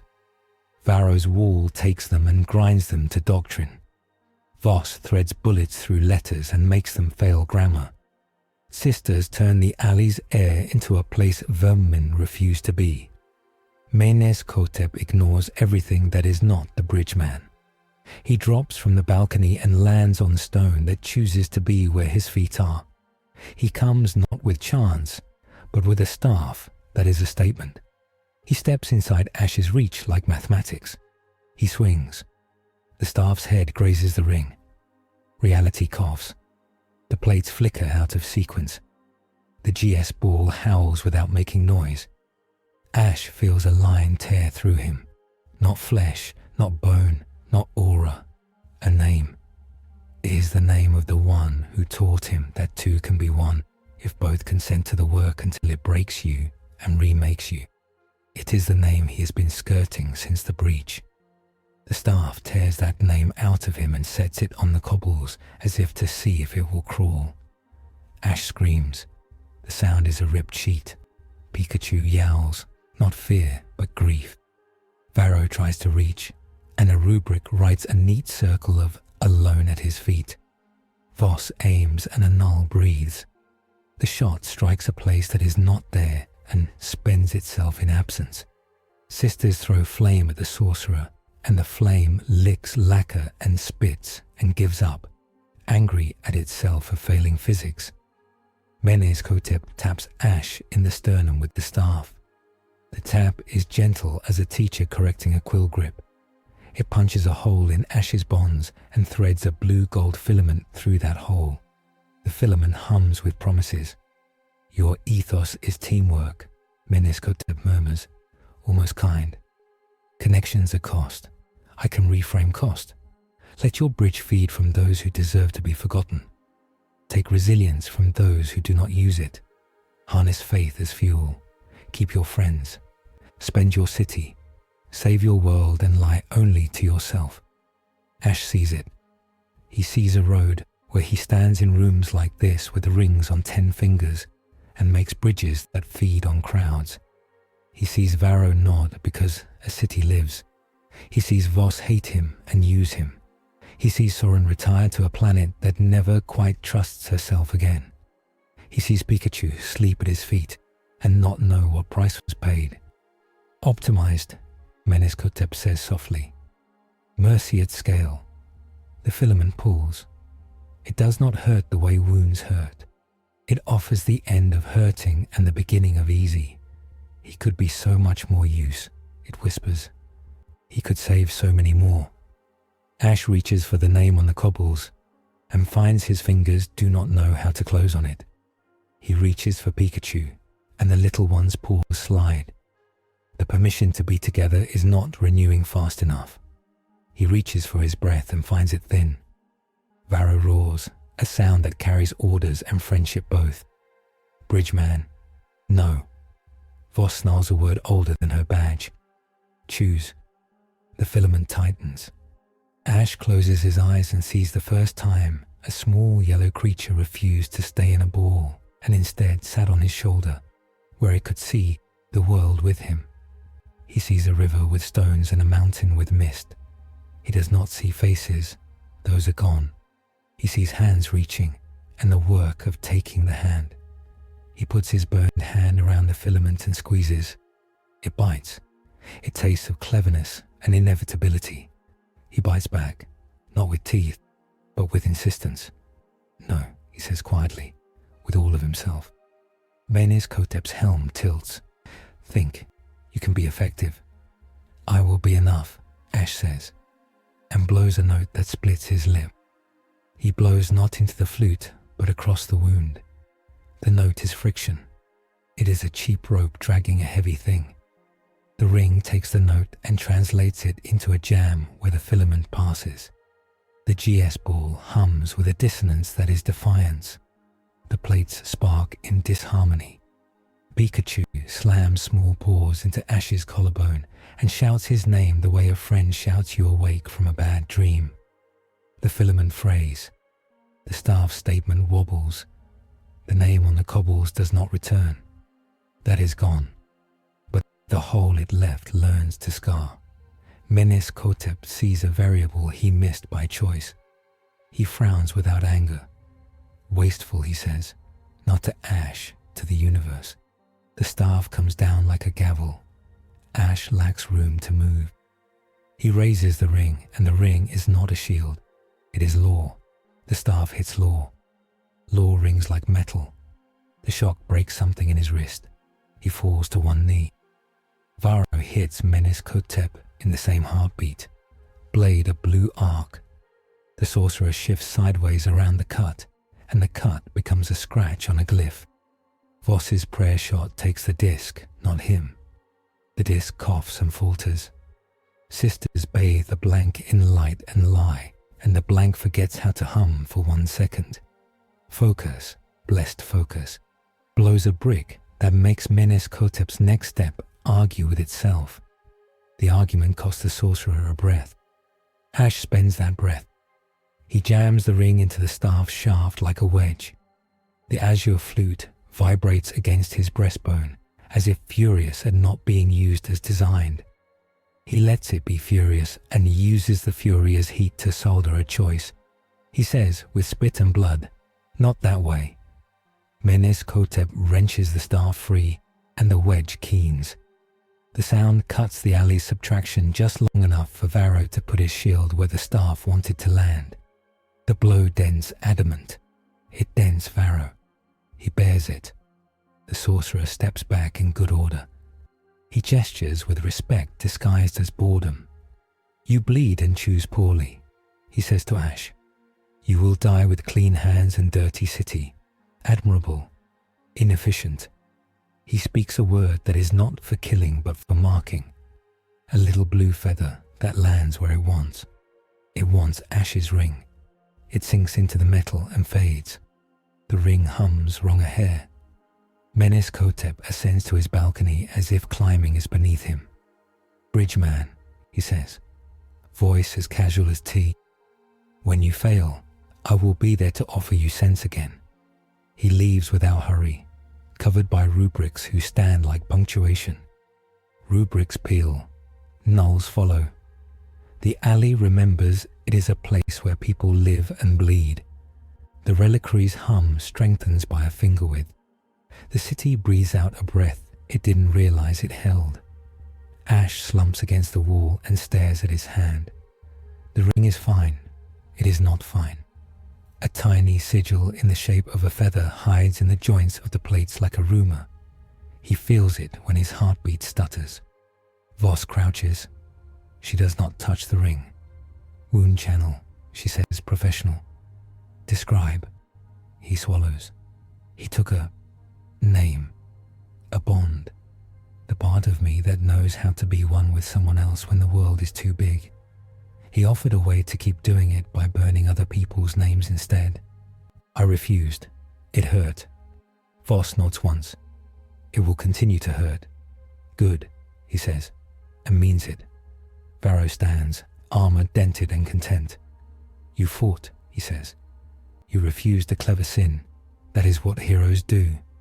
The Codex would not advise altering your choice." Ash laughs once, wrecked. "Good to know I pass a test I don't study for." Pikachu climbs to his shoulder with careful claws. He presses cheek to Ash's jaw. He smells like ozone and loyalty. The little one glares at the balcony where Meneshkotep vanished. The glare says, "I am small, and I will still bite your god." Varro looks at Voss, who meets his gaze without blinking. "He is marked," she says. Tzinch placed a tag on the ring. "Expect targeting. Expect temptation. Expect subtraction at inconvenient times." "Can you cut it?" Varro asks. "Not here," she says. "Not now. The right knife sits far from this world." Ash hears the implied direction and finishes it for her without asking if she meant him to. "The throne. Eventually," Voss says, not gentle. "If you survive long enough to deserve the audience." The reliquary hums steady for the moment. The alley will be a fight again in a minute. Soren's vox returns as if she held her breath in time with them. "Report." "Alive," Varro says. "Conduit cut. Reliquary holds. Enemy sorcerer engaged. The asset lives. He is no longer quite what he was." "I am not sure any of us are," Soren says. "We add 12 minutes to our day. The fleet removes 7. The ledger remains ugly." A siren rises, low and honest. Not panic, assembly. The basilica rings true. The compline answers. The city stomps. They walk toward the palace slower than they came. Not because they are hurt, though they are, but because the ground is full of people who need hand signs and pointed shoulders and the knowledge that someone is walking with them. They pass a mural of Saint Eucharis painted in soot by a child with a stick. The saint looks tired and stern and kind. Someone added a small yellow smudge on her shoulder with a charcoal tail that looks like lightning. The smudge glares at the storm. Ash smiles with the cracked lips. The taxman in his head writes a figure and circles it twice. He lets him. He keeps moving. In the palace, Candles gutter and push on. Scribes scratch. A Medicae dozes sitting up with her hand around a vial that explains why she is still on her feet. Soren looks as if her bones learn to be furniture. Voss sets 3 brass mirrors on the table in a pattern that would offend a geomancer. He marked the ring. The wound is conceptual, a mimetic laceration in the bond architecture our asset uses. He offered optimization tailored to his ethos. He will offer it again. The ward geometry tolerates the bridge, but the tag means Tzeentch's math sees him faster. Counter, Soran asks. Proximity to sanctity not expressed as spectacle, Voss says. There is a place where law is so loud chaos whispers. The tag will quiet there. The wound will knit to a scar instead of a hole. The choice he refused will become easier to refuse again. Varro's eyes go far for a fraction. The throne, he says. Terror. Eventually, Voss repeats. First, we live to earn a ship. Ash leans his fingertips on the table and feels the map hum. We're not done, he says. We still have to do before we go on a pilgrimage. Soren nods. We must push the Death Guard off the Vox Basilica's shadow. We must break the second demon engine they try to seed. We must stop Menes Kotep from cutting the complane and retuning it to sorrow. And the fleet above us need to push up from below or it stops being ours. Barrow looks pleased at the list. Lists mean work. We take one, he says. Ash straightens and opens his mouth to choose. And the world explains that it does not care about lists. The storm goes silent. Sound does not stop. It becomes thick. Voices turn to syrup. Bolters cough and their shells drag through air as if each is a memory reconsidered. Fingers still move. They feel like they are telling stories against the current. Every psyker in the palace, not many. A Vox aide with a weak gift. A Medicae with a sensitivity for pain. Screams without making noise and clutches at head or gut. A sister of battle makes a sign that is not in her book, and it does not help. Her mouth bleeds like a warning. The basilica's gong becomes a line that goes flat.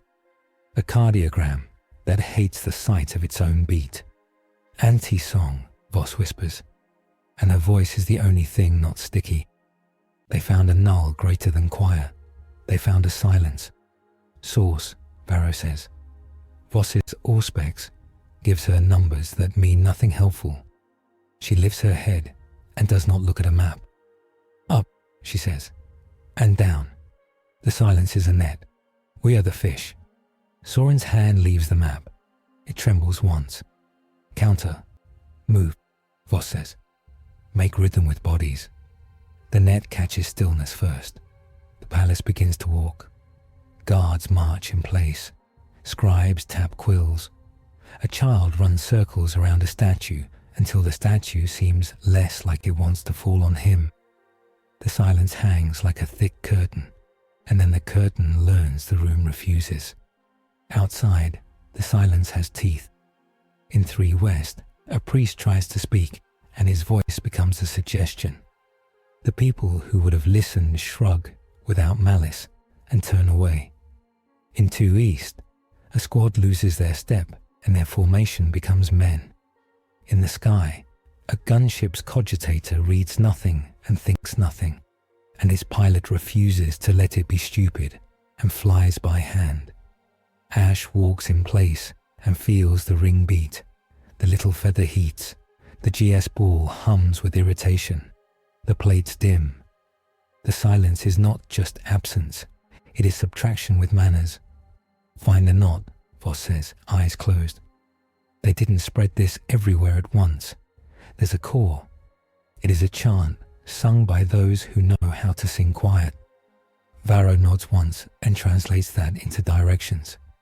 Gargoyle line, light infantry, rooftop vector. We cut the choir. He looks at Ash.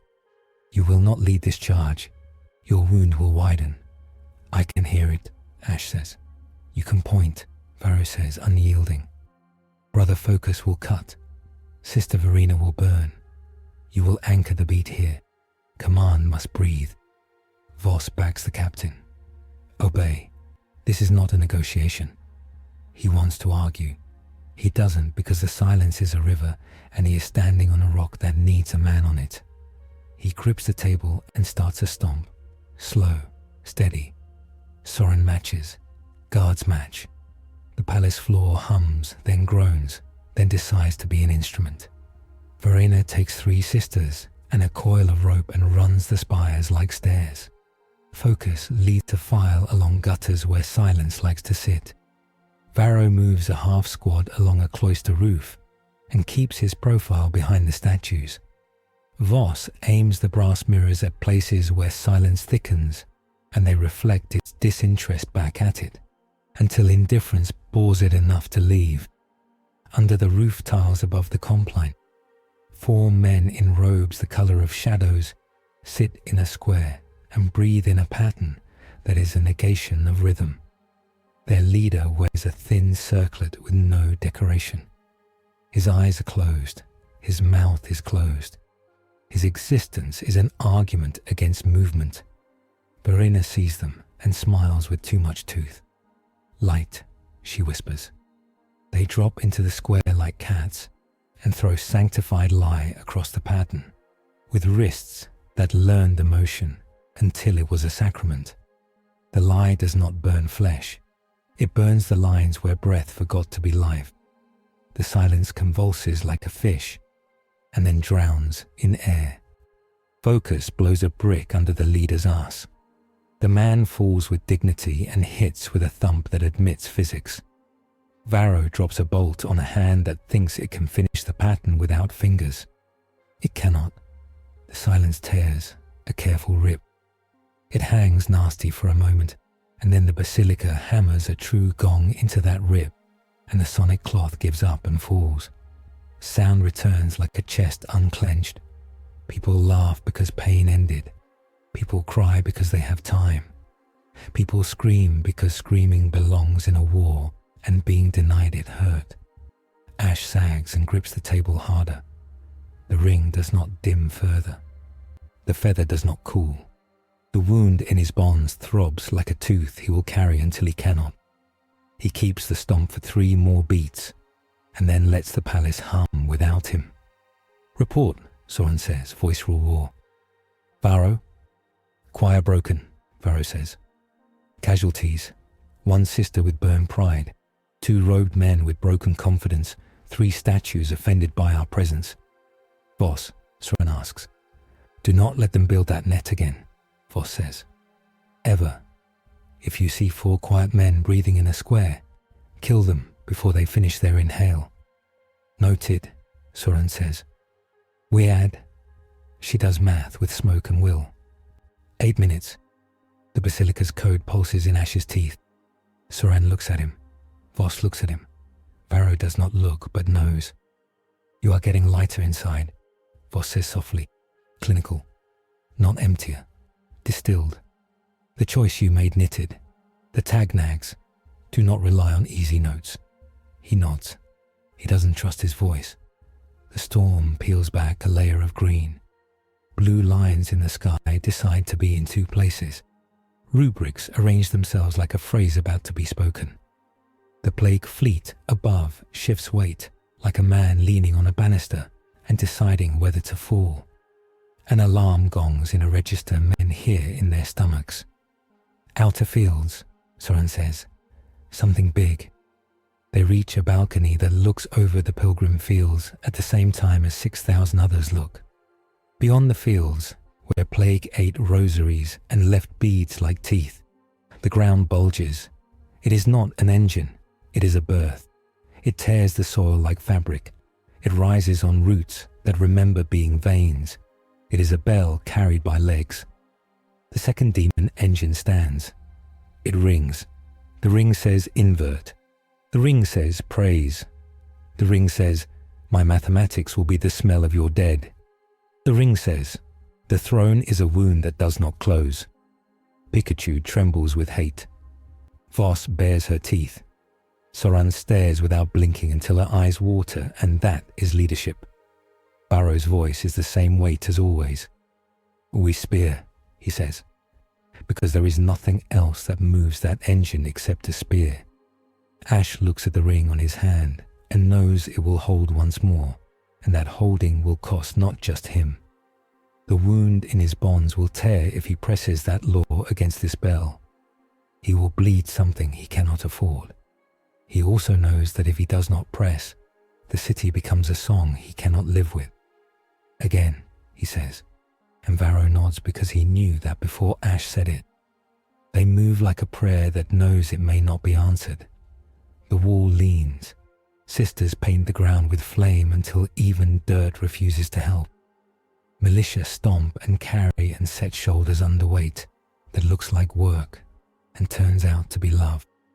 Meneshotep watches from the flank. He does not interfere. He is learning. He is the kind of enemy who thinks learning is war. He will bring what he learns somewhere else later. The demon engine laughs with the Tsendo's sound. The laugh eats liturgy. The Astartes plant their shields in front of it, and the sound hits the wall and comes back worse. It wants to play the wall. The wall refuses to be an instrument and insists on being a barrier. Ash runs the flank with Pikachu on his shoulder and the flute in his teeth, and a ring that hums with wrong feather. He aims not at the bell mouth, but at the ropes. You cannot stop a bell. You can cut its tongue. He gets close enough to smell a slaughterhouse that decided to compose. The heat is a cathedral furnace.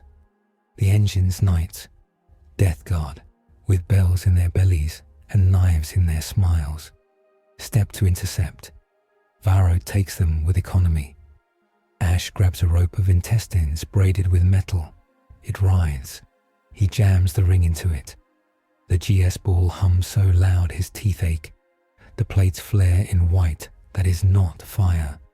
He blows a note that is a hinge and listens to the hinge move. The rope unknots in a way ropes hate. The bell misses a beat.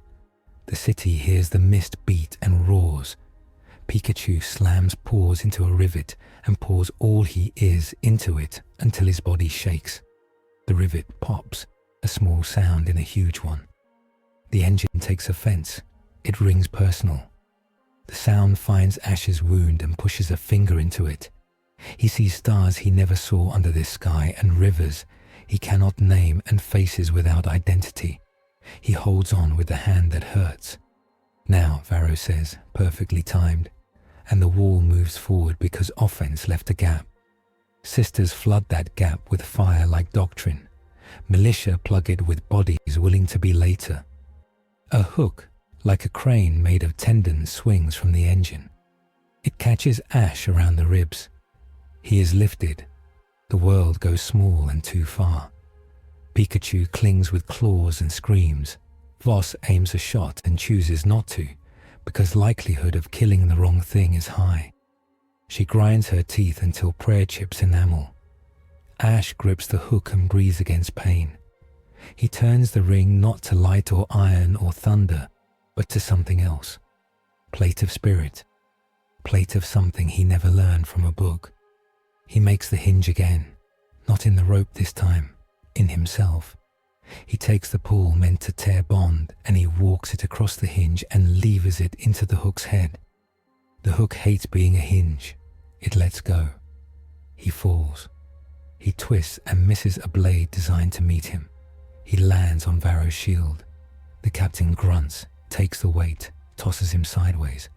He rolls into a sister's line and out again, keeping their arcs clean.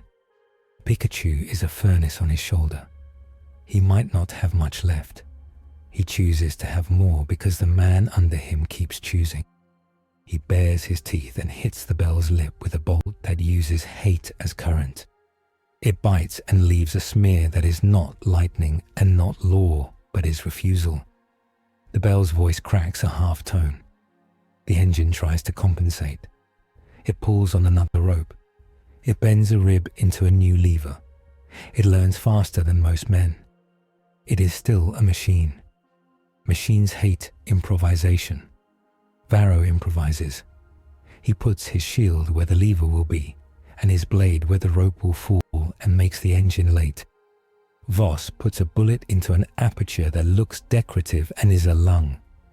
A sister throws a soap grenade under a tendon gear, and the gear spins on cleanliness and burns out. The bell blows a last chord that hurts memories. Ash staggers and sees the name on the cobbles again, and cannot pick it up, and refuses to count that as defeat. He blows the flute into the ring at an angle he will not find twice. The plates resonate in a pattern that seems to remember a mountain and a river, and says, "Enough." The bell cracks, not in half, enough. The engine tips as if wine spilled and someone caught it too late. Its legs fold, its ropes slacken in disgust. It stops ringing. It becomes a monument to a refusal.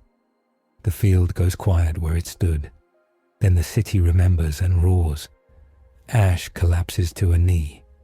He spits blood and a sliver of a note he might never use again.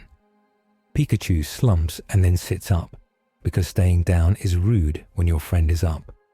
Varro stands with his blade lowered and breathes like a man who has climbed a mountain and refuses to admit he is winded.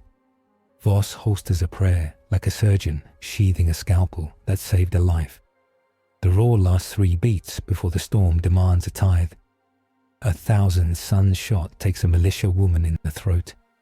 A Death Guard knife finds a gap it did not deserve. The world resumes its arithmetic. They pull back by plan. They leave the engine to steam and stink.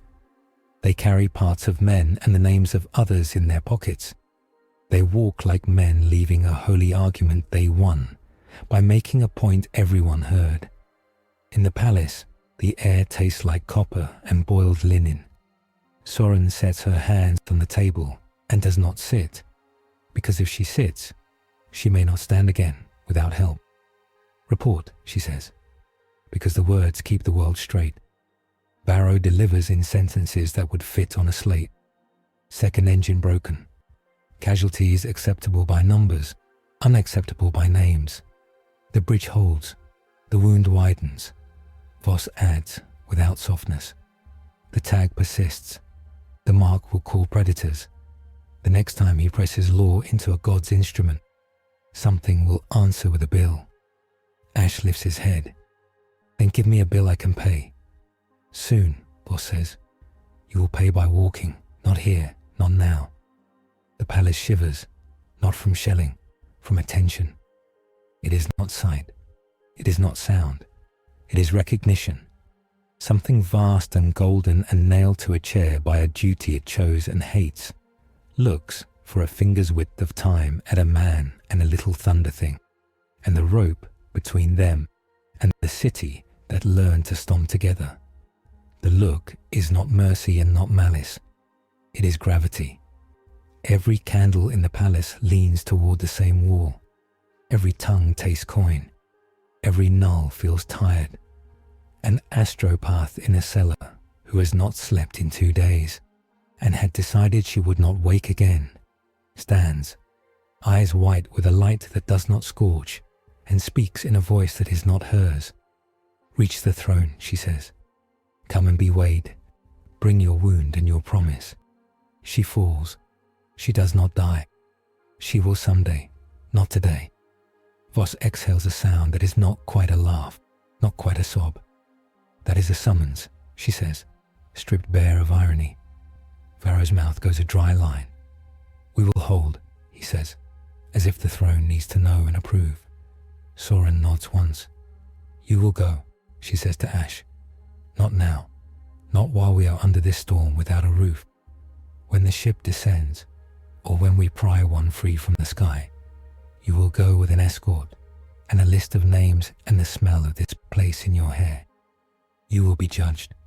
You will be made less or more. I do not know which." Ash looks at the flute and the ring and the ball and the little creature who does not leave his shoulder unless asked. He thinks of a mountain with mist he cannot name. He thinks of a friend whose name is a hole he trips over. He thinks of a city that learned to be a team even while dying. He nods. Yes, he says. The golden attention lifts. The storm sighs. The candles right themselves. A nun kisses the threshold and refuses to be ashamed of it. A boy in a tower laughs because he feels taller. They go back to work because sacred signs raise stakes. They do not end chores. Ash takes a step and the floor tilts, not with motion, with math. The little feather in the ring warms. Menes Khotep's laugh comes from a street where no one stands. The throne sees you, he says, amused. How terrifying, how useful. Voss looks at the ring and then at the man. Keep your choices small and true, she says. He does. He drinks water. He changes bandages. He teaches a militia woman a hand sign. He plays one harmless note into a Medici ward that is not harmless when it makes hands steadier. Night deepens until deep is a word that means ordinary. The city breathes with every window that holds. The basilica goes quiet for 1 minute to rest and then continues because it is made of men and bells and both can be stubborn. He sleeps for 7 breaths and dreams not of mountains but of stairs. He climbs them. He is not alone. He is not sure whose feet he hears. He carries a bill. He is ready to pay. He wakes to Voss and Varro standing at his cot like saints in the wrong story. Duel, Varro says, not dramatic. Now, he stands. He does not ask with whom. He walks into a courtyard that remembers sunlight. Menes Khotep waits at the far end, staff in hand, disc at heel like a leashed animal. He bowed, a perfect angle. Bridgeman, he says. Again. Ash nods. The ring hums. The flute is cool against his chest. Pikachu crouches and narrows eyes, and the hair along his spine makes a decision. They circle once, and the world narrows not to a line but to a hinge. Menes Khotep steps. Ash steps. The staff descends. A statement written by someone who makes statements for a living. The ring meets it. Law against declaration. The wound tears. Pain opens like a book made of skin. He blows breath without note and turns that breath into a brace. He does not try to out-clever a sorcerer. He is a lever that chooses where the fulcrum sits. Khotep's staff lashes, not at his hand, at his idea. It hits, and the idea dumps him to a knee. He stands because knees are not where decisions live. He puts his body between staff and partner because that is where his decisions live. The staff's head catches his shoulder. Bone cracks. He grunts. He does not drop the ring. Pikachu takes the opening and slams paws into a sigil on the staff, and the sigil flickers, annoyed at being noticed by something small. Khotep says, "Disbond again." The filament tries to thread. He catches it with a choice and bites until it tastes like copper. "No," he says. Again, no. Khotep does not rage. He assesses. "You will choose no until you cannot. Then you'll choose a biggies to something worse." "Maybe," Ash says. "Not today." Varro does not interfere. Voss does not shoot. The duel is not about blades. It is about whether a city is an object or a subject.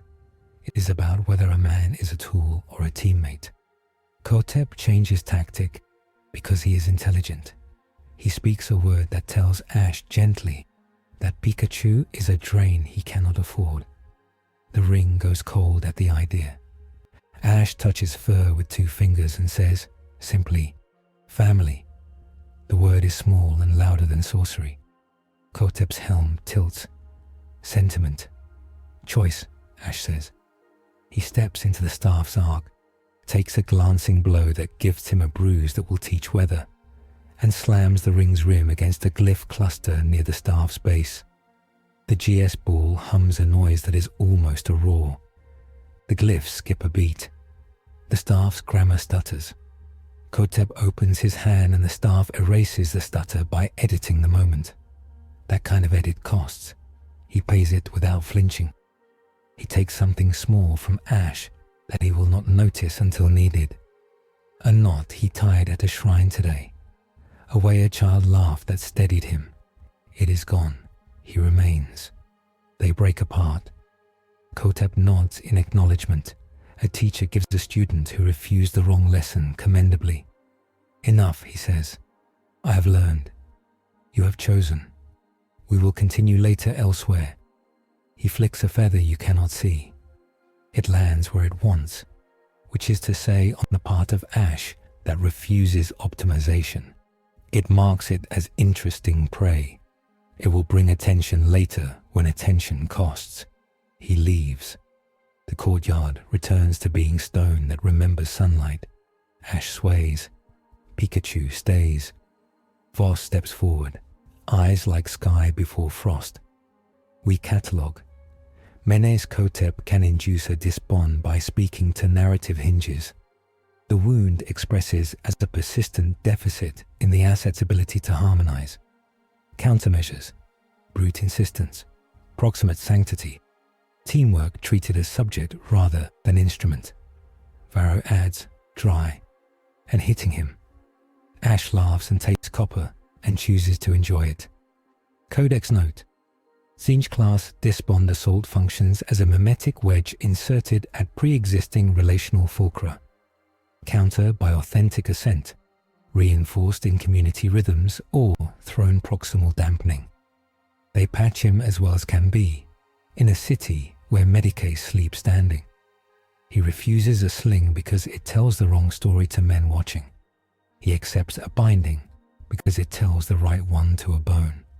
Soren comes and looks at him for a long, measuring second. You have to leave, she says. You have to go to the throne. After, he says. After we make leaving mean something. After, she agrees. But soon, before that mark calls more friends than we can discourage. Outside, the storm retunes. Blue and green circle. Lapis shines thin where the sorcerers breathe. Above, the fleet speaks in fire and silence both. Below, the city answers with stomp and soap and stubbornness. A sister lights a candle and does not ask for anything. A boy in a stairwell whispers again, as if it were a prayer. A man who sealed a door earlier stands in front of it and refuses to count bodies on his conscience.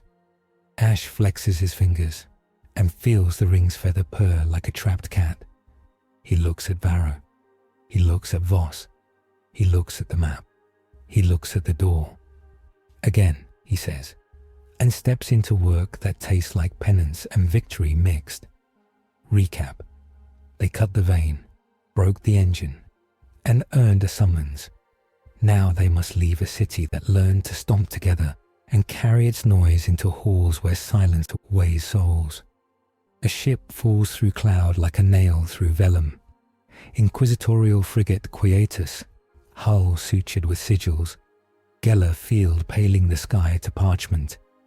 It kisses a palace spire with tractor beams and lowers a ramp ribbed in gold. Sister Captain Verena Solas inspects the honor cordon, eyes hard. Brother Sergeant Focus keeps count of cracks in the paving for later. Captain Varro clasps Governor Soran's forearm with a soldier's farewell that binds and breaks in the same breath. Soran does not pretend this is triumph. Bring my city back a roof, she says to Ash, voice even.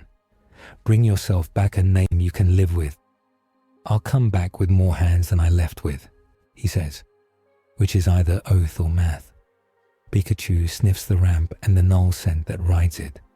Sisters of Silence stand in a half circle, faces veiled, presence like a clean wound. Their aura gnaws gently at bonds and hates being noticed.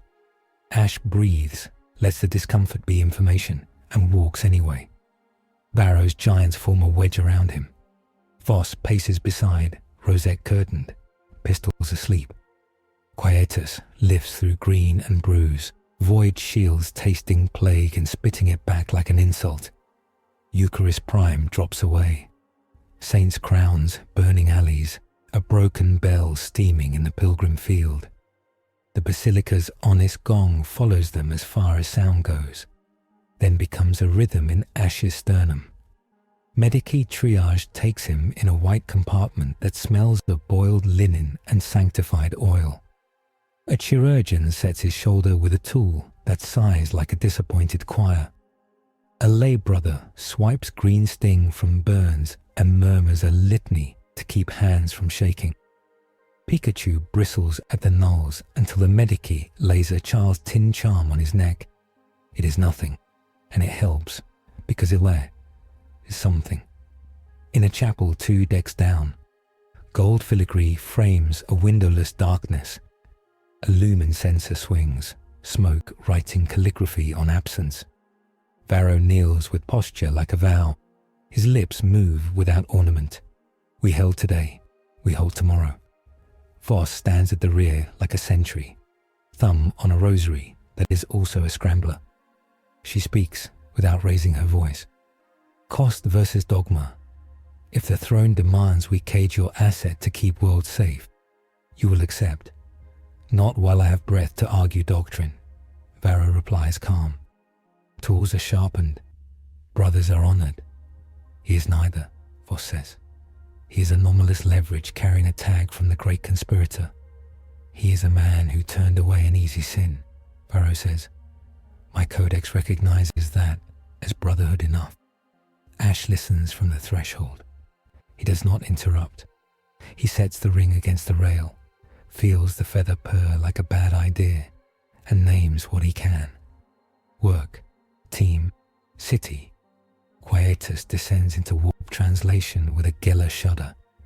Decks groan as reality becomes suggestion and then contract. Null stand at keynotes, eyes closed, silence loud. Their presence pushes warp things back into footnotes. The astropathic choir, thin and stubborn, sings a line that threads the Astronomican's beacon like a needle through iron cloth. They eat from trays while alarms purr in the bulkheads. Varro shows ash-stained militia gestures to young voidmen who want to help and do not yet know how not to die doing it. Voss argues like a catechism: power, permission, perimeter. Ash counters with plan, people, price. The debate edges to a blade when a sister of silence steps close and Pikachu goes still as a picture, breath shallow. Voss raises an eyebrow, inviting a decision. Ash strokes fur once. He stays awake, he says. If he has to hurt to be here, I'll hurt with him. Sentiment, Voss says. Leadership, Varro answers. And the sister steps back exactly 1 pace. Mid-transit, the ship's lights flicker. A tremor not in metal, but in comfort. Bridgevox cuts to a clipped alert. Raid signature, no warp rind. Webway rupture starboard green. They feel the intercept in bone first, an acceleration that is also a stagger of meaning. The Geller field screams like a choir with a knife in it. Then the scream becomes a keening thread that holds. Viewports show nothing and then too much. Knives with sails, barbed shadows that fold space like cloth. Cobalt banners that read like laughter. Drukhari. They do not hail. They open the ship like a letter. Hulls kiss without consent. Airflux sucks prayers out of lips. Boarding harpoons bite. Collars ridden by agony sparks snap around void servitors' throats. Servitors walk toward their disassembly, thinking the thought was their own. The first wave hits quiet corridors. Witches in glass masks. Flesh sculptors with hands like spiders. Cabalites who move as if kineticism were a religion.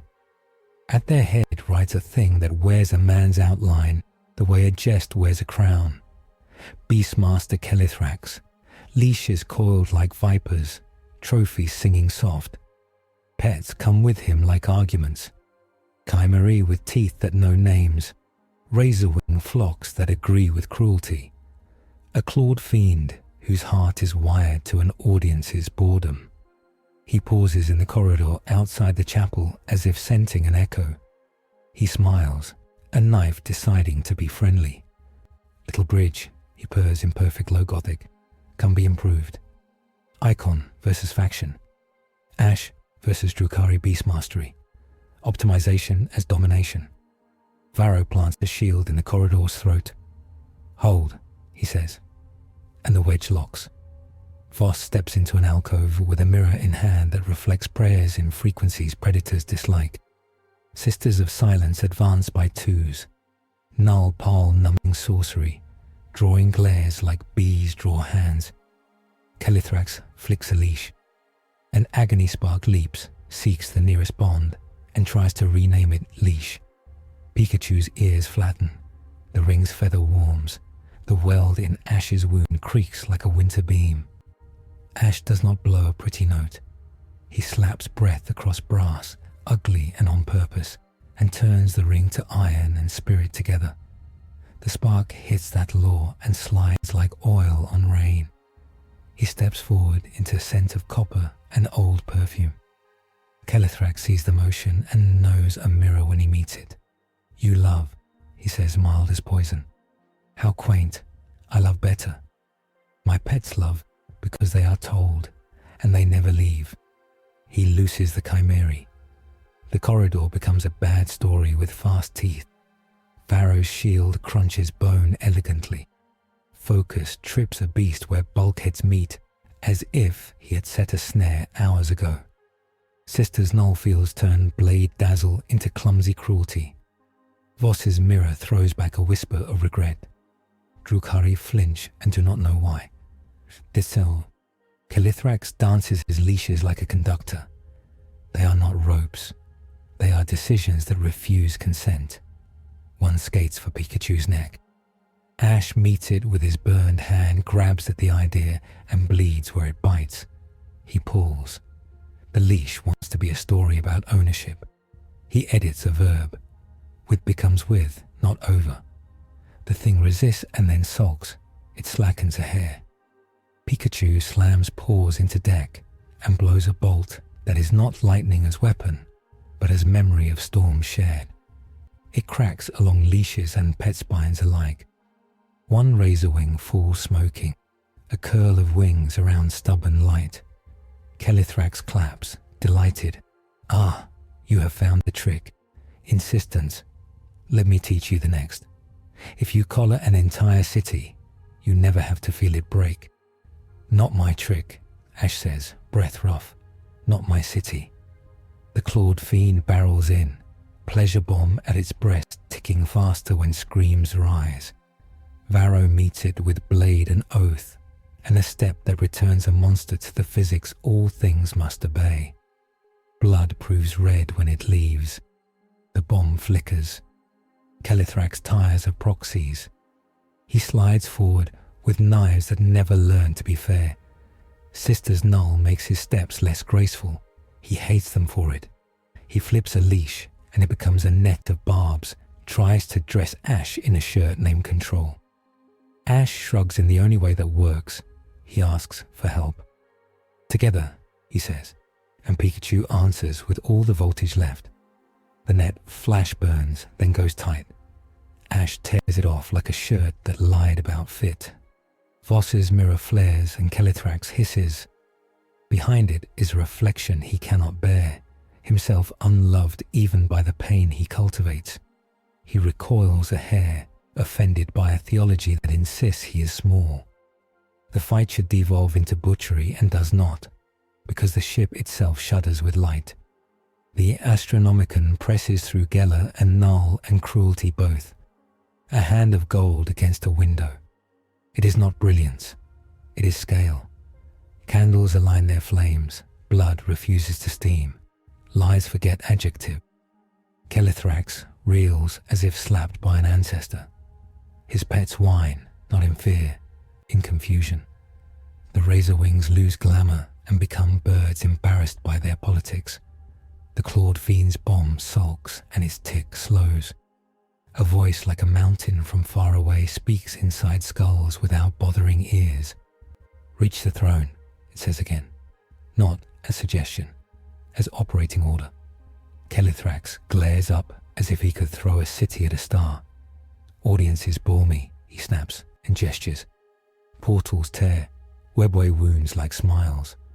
He pulls his pets with leashes that become apologies only to him. Another day, little bridge. Bring your leash so I can teach it respect. He leaves like boredom. The corridors breathe without consent. Drukhari hulls withdraw, knives folding to compliments. Quietus reseals her skin, with priestly clamps and a grunt. Varro checks losses in glances and names. Acceptable by numbers, he says grim. Unacceptable by names. Voss wipes soot from her mirror with a cloth that will be burned.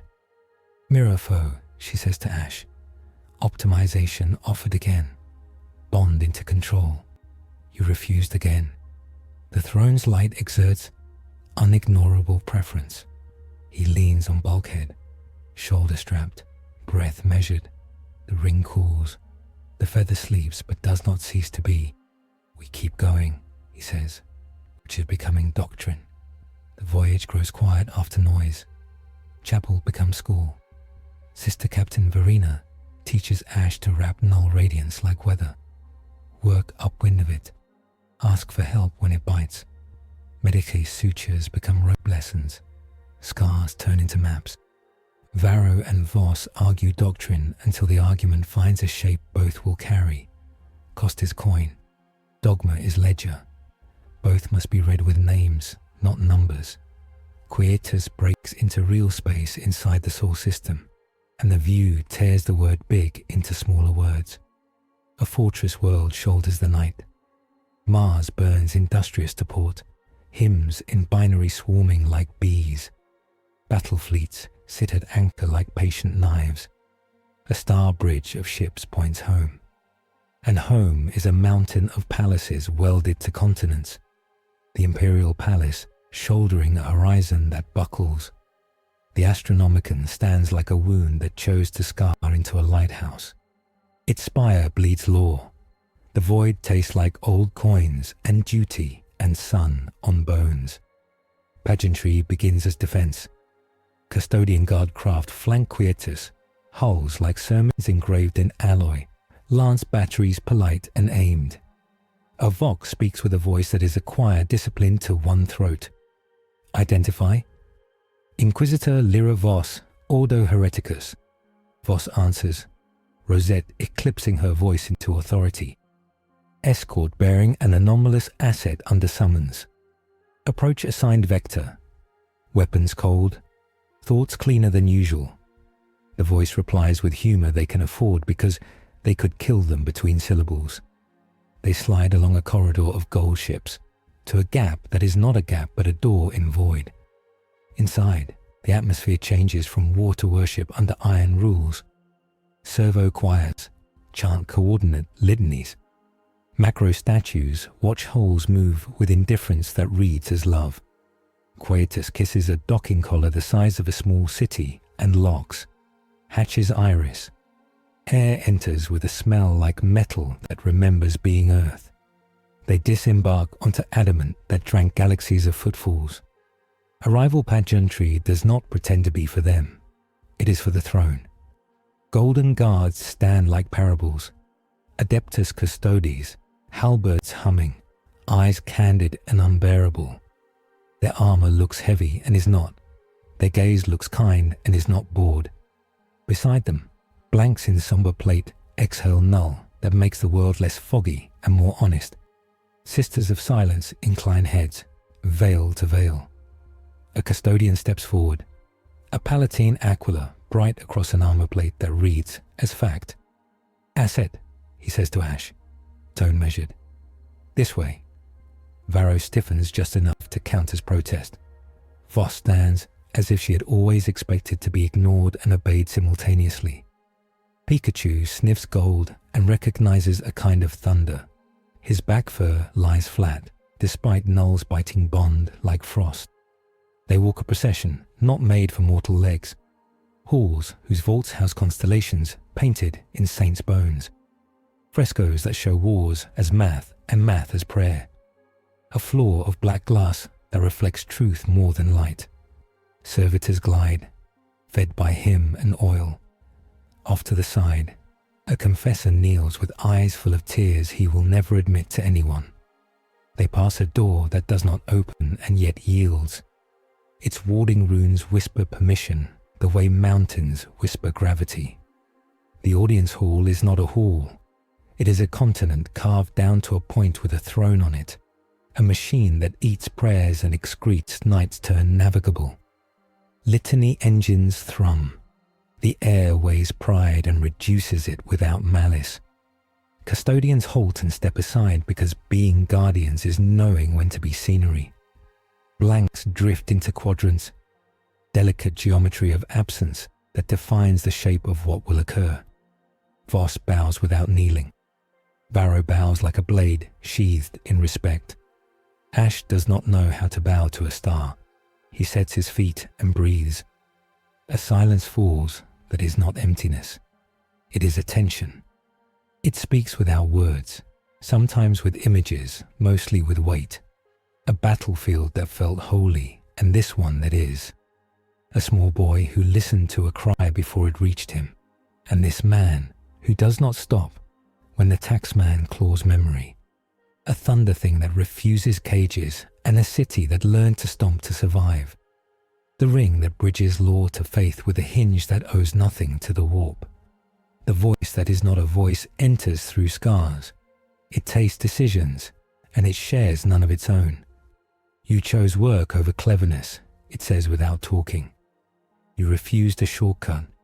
You bind with consent. You offer yourself before you collar others. This is costly.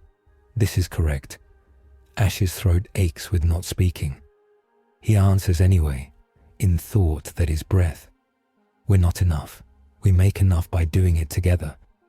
You will continue to pay in pieces, says that gravity, and it is not a threat. It is a budget. Images, Eucharis Prime, breathing with a broken bell made honest. Menes Kotep's filament threading where it can. Beastmaster leashes snapping where they meet with instead of over. A path upstairs into a light that cuts lies into parts that can be carried. The exchange reframes what war is, not attrition alone, not glory ever. An audit of souls where the units are choices and the columns are people. Varro feels his doctrine tilt and settle. He sees mercy not as exception, but as armor shaped by cost. Voss feels her dogma lean and not fall. Sanction becomes sealant rather than key. A custodian's voice, barely audible against the hum of everything, fills in what cannot be shared. Sanction is offered, he says, and the word is granite and gift both. You will be weighed. You will be bound. You will be armed. Refusal is a path. Servitude is a path. Return is a path. You will hear them all. A sister of silence steps close and sets her presence against Ash's ring. The feather flinches like vermin seeing a light. It does not burn. It sulks. The GS ball hums in a scale that does not get to play here. The throne leans. It does not touch. It baptizes without water. A heat like a forge kisses the ring and the scar in Ash's bond architecture. The wound stops being a hole and becomes a seam that will not hold decoration, but will not split easy. A rune, too simple for any lesser empire to admire, sets itself in the rings inside with a pressure like discipline. The plates lower their voices. The azure flute warms, not as instrument but as oath. Power scaling, interlude to a 2. Under the throne's mandate, the ring's bridge may only anchor to sanctified geometries or living consent. No wild knots, no forced binds. Each major bridge will still tithe memory, but the throne seals hemorrhage into measured tax. 3 bridges per theatre before austerity. Null fields now damp law less. They shave amplitude but not definition. Work near blanks becomes possible but tiring. Tzeentch's tag is dormant within the palace, and will wake the moment he leaves Saul. It cannot be cut here without cutting the man. Discipline attacks must be met by proximate rhythm, choir, marching, or paired breath, else the wedge finds purchase faster. The audience ends the way dawn ends night in paintings, inevitably without theatrics. Custodians incline halberds, blanks breathe easier. Varro exhales a prayer he didn't know he held. Voss hides a tremor in the way she holsters a mirror. A custodian gestures to her side apse rather than a door. Audience and judgment are not yet the same. Pilgrims, he says without disdain. This way. They enter a chapel where light smells like old paper and blood given willingly. Benches are for men wiser than comfort. Medicae stand ready as acolytes. An artisan, whose hands are both priest and engineer, waits with a casket the colour of vows. Within, a gorget cut for no pattern known, an arm ring like a saint's bone gilded, a small plate of adamant etched with an omega that hums when near Varro. For Ash, a plain band that will sit beside the ring, not under it. It is not gold. It is a sanctioned frequency shaper, makes his hinges sing inside corridors the Imperium prefers. Voss watches him slip it on. Boundaries, she says. We will trust you with a sword if you keep it sheathed in crowds. Varro lays a hand on the omega plate. We will train your stomp into drill. Pikachu leans into a blank null for 1 second and then away. He tolerates it like cold rain in spring, unpleasant, useful. A custodian actually smiles at the creature's stubborn refusal to be anything but itself. They sleep on stone that knows every weight it has ever carried. Dreams come like orders and leave like scars. Ash sees 3 paths as sketches on a wall, none labelled, all honest. He wakes to incense that is also gun oil. Voss stands with a slip of parchment, words crisp as a warrant. We are summoned to the silent bowl, she says. There you will be weighed. Varro nods once and adjusts a strap worn only by men who plan to carry others. We will attend.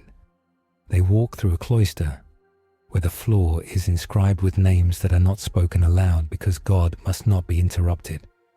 The bowl is a space that vanishes sound and reflects thought. Nulls take places on stars carved into the floor. A custodian sets a bowl of light on a plinth. It is not a metaphor. It is an instrument. Darth spires and the numinous bowl. Weighing is a sentence in a language not spoken outside this room. It measures what intends, not what expect. Ash steps into the circle chalked like a memory. Varro stands just outside, hands open. Voss stands opposite, palms empty. Pikachu enters because that is how this works. The bowl brightens as if fed. It shows a city roaring in stomp, a green storm, a sorcerer's filament, a beastmaster's leash, a bridge stitched between law and faith. The ring's feather sulking like a trespasser in a library. It shows a boy who learned that work is worship and never got bored. The throne's weight presses one last time, not to crush to set. A voice not heard says the same thing with new gravity. Reach the throne, it says again, to remind that arrival is not the same as acceptance. The bowl dims. A custodian nods. Voss exhales a fraction. Varro puts a hand over his heart, not as salute, as shelter. They file out through blinding gold that is not for them, past a statue that looks nothing like any emperor a pilgrim could paint. Somewhere a saint begins to cry because a miracle brushed her shoulder and did not stay. Outside the palace, fleets align as if responding to a conductor's lifted hand. Quietus powers for translation. The phalanx looms like the idea of a wall made manifest. It does not speak, it understands. On the key, a sister places a sealed scrawl into Voss's hand. Boundaries clause, she murmurs. Operating rules, mercy conditions. Voss reads. Her mouth tightens into approval and future arguments. She passes it to Ash. He reads and nods because rules are just promises written ahead of time. They march back to their ship through a hall of triumphs carved with losses. A blank brushes past. The ring sighs and does not sulk. Pikachu sneezes and refuses to be impressed. At the lock, Varro turns to Ash with the weight of a man who learned a new line in his book. "You are sanctioned," he says. "Not leashed." Voss adds the hook she must. "Sanction can be revoked when boundaries are broken. We will not be shy about doing so." "Good," Ash says, and means it. Quietus pushes free of Terra's gravity like a prayer released. Behind them, the palace does not diminish. It takes up its proper size in their minds and becomes the weight they chose to carry. Ahead lies Green Storm, Lapis lies, and a city that kept Flint in its pocket and Stomp in its feet. They set course back to Eucharis Prime with escort heavy as a psalm. 2 custodian corvettes like knives covered in velvet. A sister's transport humming a choir, and the Nova Marine strike cruiser whose crew hums cadence at maintenance. On the bridge, Voss pins the boundaries clause to a board as if to a heart. Varro drills a beat into deck steel that men will unconsciously match. Ash turns the ring and feels the new band beside it settle. A counterpoint. He looks at Pikachu. The little one flicks an ear. They breathe together until breath is a hinge. Somewhere, Menis Kotep feels a pattern tighten and smiles thinly because constraints are the best whetstones. Somewhere else, Beastmaster Kelithrax files a leash sharper and tells himself boredom is a dragon to be hunted. Quietus dives. The stars fold like parchment. The Astronomican's hand withdraws but leaves a fingerprint on the hinge. They go to be weighed again, not by a throne, but by a city's need. The escorts cut free of Terra's gravity wells like knives sliding from velvet and fall back toward a bruised green star. Eucharis Prime rises under them, a battered dome of faith and fumes, with new scars that look like sentences unpunctuated. Vox crackles with joy a city is embarrassed to feel. The basilica's honest gong threads their hulls as if stringing beads. Soren's voice reaches them, tired and diamond. "You took too long," she says, and the city laughs in 100 throats because she is alive to scold. Quietus makes atmosphere. Void shields rippling plague math off like rain from oiled cloth. Thunderheads of flyship and sorcery knot over Saint Eucharis Triumphant. Ground returns shout about null choirs forming at 3 points like teeth. Varro's gauntlet lands on Ash's shoulder with a weight that is not restraint. Voss checks her mirrors and the folded parchment, pinned to the command board. The boundaries clause, written in ink that smells like iron and oaths. They touch down on the palace's east terrace into incense and soot. Pikachu leaps to the rail and inhales deep, as if to make the city part of his spark again. Sisters of Battle fire in clean sheets 3 streets out. Militia stomp at corners. Banners hang with burns in them like lessons. Soren walks from the map table to meet them. Blood dried on wrists. Eyes unblinking from too much truth and too little sleep. She looks at the band beside the ring, and the calm in the way Ash holds his hand, and she nods as if a ledger line settled where she hoped it would. "Welcome back," she says. "You brought a roof?" "I brought rules," he says, "and a harder way to break." "Good," she says. "The enemy wrote 3 choirs. They mean to walk into my cathedral like silence on legs.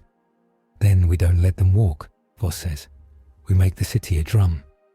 Varro studies the hollow, where nulls are grey frost and sorcery is lapis fire. "We split again," he says. 3 prongs, but we go in singing on purpose. The plan is old and new at once. Rhythm and soap and steel, now under law. Verena takes roofs with her bottles of sun and jars of caustic sanctification. Vocus takes alleys with charges set where feet want to be. The center takes streets with shields and beats, and a ring that will only tie to consent or sanctify geometry, and no more than 3 bridges before austerity. Ash nods to the limit. The nod is grave and free. They step, and the city steps with them. The basilica begins a cadence meant for marching, not miracle. Kitchen knives tap pans. Children stomp where the floor can bear it. The compline answers with a quiet line that stitches alleys like thread. The first null choir comes thin and smug down the pilgrim road, grey veils moving like a bad thought you forgot to have. Rubrics flank them, jackal helms polished, ideogram shells racked like arguments. Menes Kotep watches from a balcony atop a broken archivum, hands folded on his staff, interest so keen it almost looks like fondness. Ash raises the flute and does not play. He breathes across brass to cool it, aware of the feather in the ring, now cold and patient. He moves into the middle of his line and says nothing that means more than, "Here, now, together." Pikachu taps his tail against the rim of a storm shield. The tap catches. Varina paints silence with fire until it hesitates.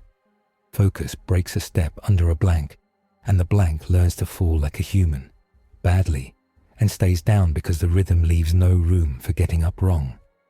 The center advances by breaths, counting. Left foot, left, left, left. A thrum set by 1,000 heels. The nulls push a hush that tries to make the basilica's beat into a memory. The new band at Ash's finger sheds it the way good wax sheds rain. A law set under the throne hums with refusal. He turns and throws the ring's light into the ward lines that consent to carry it. One bridge strains, sings, holds. He grits teeth as something in his head detaches. A small room with a table and a man who talked about journeys. He lets it go because it is gone already. The light holds. Rubric shells right alone and find nothing in the Astartes formation that agrees. Sisters' nulls shave amplitude, not definition. In that shaved quiet, the beat becomes clearer. Voss's mirror throws back doubt, dressed as a question someone has already answered. Menes Kotep tips his helm. "This new leash sits well," he calls down. "Tell me how it tastes when it chokes." "Like breath in a fire," Ash says without looking up. "Hard and right." The second choir comes from the west, thicker, carrying a night puddle between them on a litter of wordless intent. The puddle remembers wanting to eat touch. Varina's women drop soap grenades in an arc that intersects it with humility. The puddle hisses and shrinks, insulted by cleanliness. Voss lances a prayer, not at the water, but at the certainty carrying it. The certainty stumbles, and the litter dips, and the puddle slops itself to boredom. Ash makes the second bridge where the compline kisses the pilgrim ward's geometry. A hinge, precise as liturgy. The GS ball hums like a seal storm behind glass. The taxman in his mind runs a finger down a page and tears out the one line with a name that sounded like a professor. He breathes until the ripping is only a sensation, not an instruction. The bridge holds. Menes Kotep watches him pay and files it as proof. When the bill is too large, he calls, "I will help you choose more efficient coins." "Not for sale," Ash says. "Not a sale," Kotep says, gentle. "A budget." The third choir advances along the reliquary row. Veils thin as shade, steps neat. Behind them, something older than counts hums in a key that isn't music. Ash turns toward that hum and feels the ring warn him. One bridge left. The clause is simple and firm. 3 per theatre. After that, austerity will bite hard. Varro reads the warning in the way Ash's jaw sets. "Use it where it breaks them," he says. "Easy as bread." Soren speaks on Vox, so the whole centre hears, her voice dry as good bread too. "Break them where they think we won't." "Left," Ash says. "Left and under." They pivot and drive into a market half burnt and half selling. Within its blackened ribs, the ward lines cross under a saint's spilled bones. Ash drops to his knees in ash, sets a ring to geometry, feels consent rise like a hand from dirty water. He ties law to faith and to breath, the third bridge clicking into place like a shoulder reduced. The city hums and steadies. The nulls falter, feeling a shape too simple to cheat. The cost comes as a smell, spring rain on dirt, laughter under it. He flinches and does not chase it. Pikachu presses his cheek to Ash's jaw with a small, hard bump, a hello to the hurt. Ash nods, and if his eyes water, it is because the market Ash is bad for anyone. The choirs fray. Rubrics try to hold order. Menes Kotep speaks despond, and a filament slithers along a memory of a wound, seeking purchase, finding seams thickened under the throne. Ash and Pikachu breathe together, in and out, paired, on beat. There is no angle for the wedge to take. The filament withdraws irritated. They drive the choirs back to the Archivum steps. Kotep raises his staff, and the air around the staff makes a case for surrender that sounds like sleep. Ash says no, as if refusing a blanket in a fire. Varro throws a standard that is not cloth. The Omega cipher on it hums when it passes the band at Ash's wrist, and for a moment the two symbols agree to be neighbors. Kotep makes a little bow and steps backward into war, the way polite men step through doors covered by rubrics who mean punctuation. Later, he says light, when less law stands. He leaves an aftertaste like ink and smugness. The choirs recede with the sound of silk grieving. They do not celebrate. There is no air for it. There is work. The basilica carries new beats out to districts that never learn to count in time. Soren redirects water to fires that are her problem, not the city's shame. Voss paces lines where Null stood and plants mirrors where they will return whether they know or not. Ash lingers 1 minute in the market where the third bridge hums. He touches Saint's rib with 2 fingers. He thinks of a mountain with mist he cannot recall and a boy who liked long walks, and he lets the ache stand without asking for a replacement. Pikachu sits square on cobbles as if planted, the small square of his back all refusal. The sky sulks. The green turns darker not because it gathers strength, but because it resents being excluded. Priest Fox calls Vespers early because men die less easily when they are doing something they meant to do. The fleet above shifts as if it felt a weight lift from engines no one sees.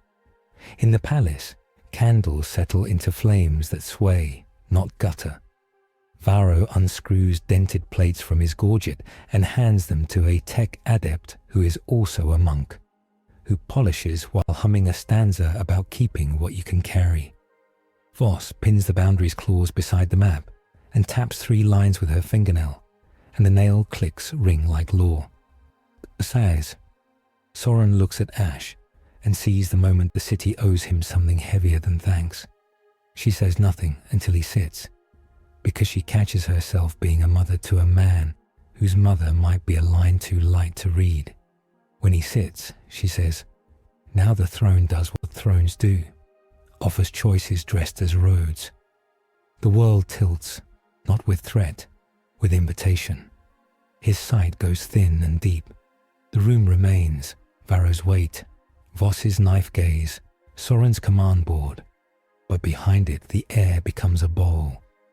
Light returns to that bowl the way water seeks a center, the weight that looked at him before looks again, less polite, more fatherly. Silence learns a lesson, how to give space for speech. 3 paths open, clear and unbearable. On the first, he stands on a field he remembers by shape, not name. There is green grass and a line where woods begin, and a small house whose roof knows rain by first name. The ring is gone. The flute is a toy. Pikachu is smaller because the world is. His hands are not scarred by cities. He wakes one day and feels a hole like a missing tooth where a world should sit, and he cannot find it. Eucharis Prime's name never existed here, so his death is a kind of mercy. He is happy in little things he never earned to keep. The throne's light dims in his memory, as if it had never been more than a sun through cloud. On the second, he stands under banners stolen from a dozen worlds, each beaten into shape by a bridge that does not ask for consent. People call his name with fear disguised as love. He has fleets for hands, and a ledger with lines that include men as numbers for math he wins. Voss hunts him in doctrine because she must. Varro refuses to write him in any book. Soran dies of organizing for too long without trust. The Imperium gets harder, not stronger. Menes Kotep applauds and claims credit in a footnote. The throne's light is present and turned aside. On the third, he stands in a hall of tools and vows. The ring sings within the claws that cut him into usefulness without closing his choices. A band beside it whispers lore like a friend who never forgets the bill. He leads spears that stomp before they speak. He ties bridges where geometry consents and men agree, 3 to a theatre. He makes cities heavier, not with stone but with selfhood. Nulls shave amplitude and he counts steps louder. Voss removes a bullet from her own plan, because he earned it. Varro spends him like a named coin. Soran grows old with less ash on her sleeves. The throne's light is a weight instead of a painting. The bowl stills, the roads wait. The cost stands in each like a guard. He can walk the first and be forgiven by nobody, because nobody remembers. He can walk the second and be praised by the wrong mouths. He can walk the third and be tired for decades and die ordinary and correct. A glove the color of used parchment touches his shoulder in the sight. It is not really a glove. It is a way to not say, "Do not pick easy." He is not a saint. He is a boy with a burned hand in a city that refuses to stop. He points at the third without theatre. Sanctioned, he says, with mercy written down. Varro closes his eyes and opens them, as if in those heartbeats he added a stanza to a prayer. Voss nods once, not in victory, not in concession, in acceptance of being the one to hold keys while someone else takes a risk. Soran exhales. There is a sound in the breath like stone agreeing to be a wall again. The throne's pressure recedes. The bowl empties its light into him in a trickle, not a flood. The band beside the ring warms and fuses its cipher to the inner curve of the metal in a seam you can't grind out without losing a finger. The omega plate Varro brought hums when it senses the new seal, and the hum carries into the palace's floor and out into streets. People straighten because a room they did not know they lived in just got more square. He stands. The man who walked in is still the man who stands now. He has less of some things and a declaration for others. Pikachu presses his head against his jaw, and that is still the best part. Boundaries, Voss says formally, and reads aloud as if carving. No bridge binds unwilling minds. No bridge ties to profane geometry. 3 bridges per theatre, then austerity, enforced by the seal that sits beside your ring. Mercy is doctrine. Children, medici, and carriers first when gates are closing. Null operations require paired breath. Despair operations require choir. Inquisitorial oversight rests with me. Breach and I cut your law from your hand and from any city that learned your beat. Understood, he says. He turns his hand to look at the seam. He does not flinch. Varro sets a hand on his shoulder, gentle as armor gets. And one more rule, he says, not for Voss, not for Soran, for a man. You carry names.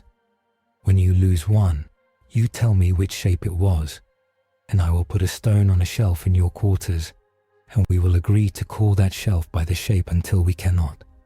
That is the best rule, Soren says lightly, because the room needs light. They pin a small cipher to a ribbon on the palace's wall with the city seal, Saint Eucharis' crown cut into war geometry, and the Nova Marine's Omega guesting beside it. The cipher is a ligature of a simple thunder mark and a hinge rune, nothing dramatic. A child sees it and understands it without myth. Lightning you can carry that turns when asked. They step back into the war with less fear and more caution, because now both matter. Menes Kotep comes to test the seal within the hour. He does not bring quires this time. He walks with rubrics like commas and 3 blanks like ellipses, and he speaks disbond as if he invented it. The wedge finds seam instead of raw wound. It slides off like a knife shaving hair. He speaks unname, and the ring's band answers with names the throne vetted and the city agreed on.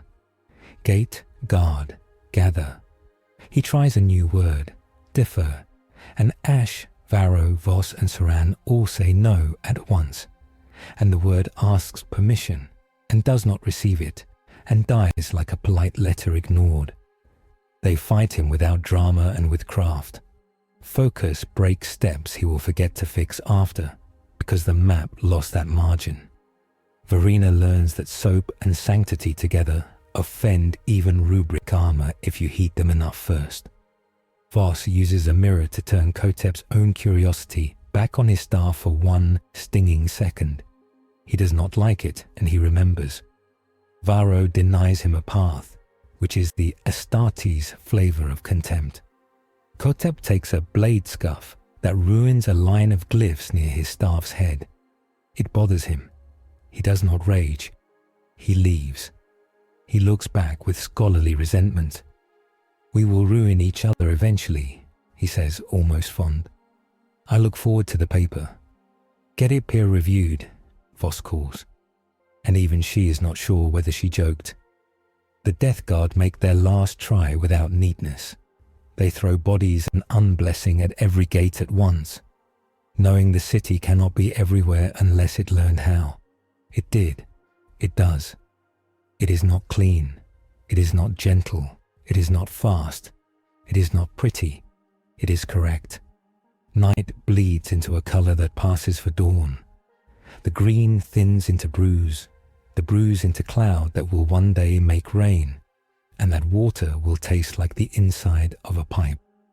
The fleet above turns and burns industrious, less harried, certain enough to risk arrogance. They do not for an hour, because the day made them modest. People open shutters. People count their bread. People find dead neighbors and learn how to do the next thing with that knowledge. The basilica rings a note, like an apology and a promise. Soran wipes her face with the back of her hand and leaves a clean line across her cheek where a tear tried and failed to happen. Ash walks into morning with a pain in him that won't be paid for yet and a list of things to fix pinned behind his band.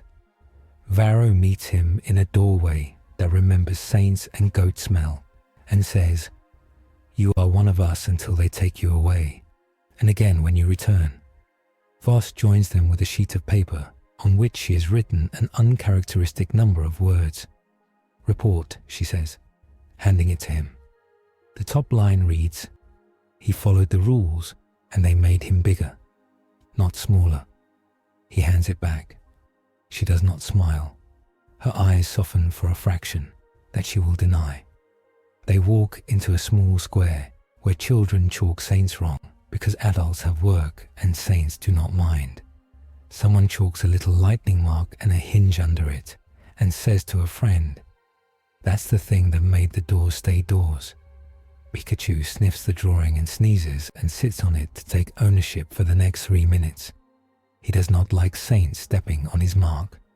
Soren convenes a short, functional rite at the palace's main stair. There is no pageantry. There is a list. She speaks each name as if they were a step, and by the last name she is higher than she started. She does not cry. People do. The city knows how to be many things at once. They hang the ribbon with the hinged lightning cipher under Saint Eucharis' crown. It is not a new saint. It is a tool. People like tools. Tools that were earned become sacred by use. Across the city, squads roll their shoulders into a posture that will be tired later. The gatehouse keeps its name without effort. The compline becomes the place where men agree to talk after work.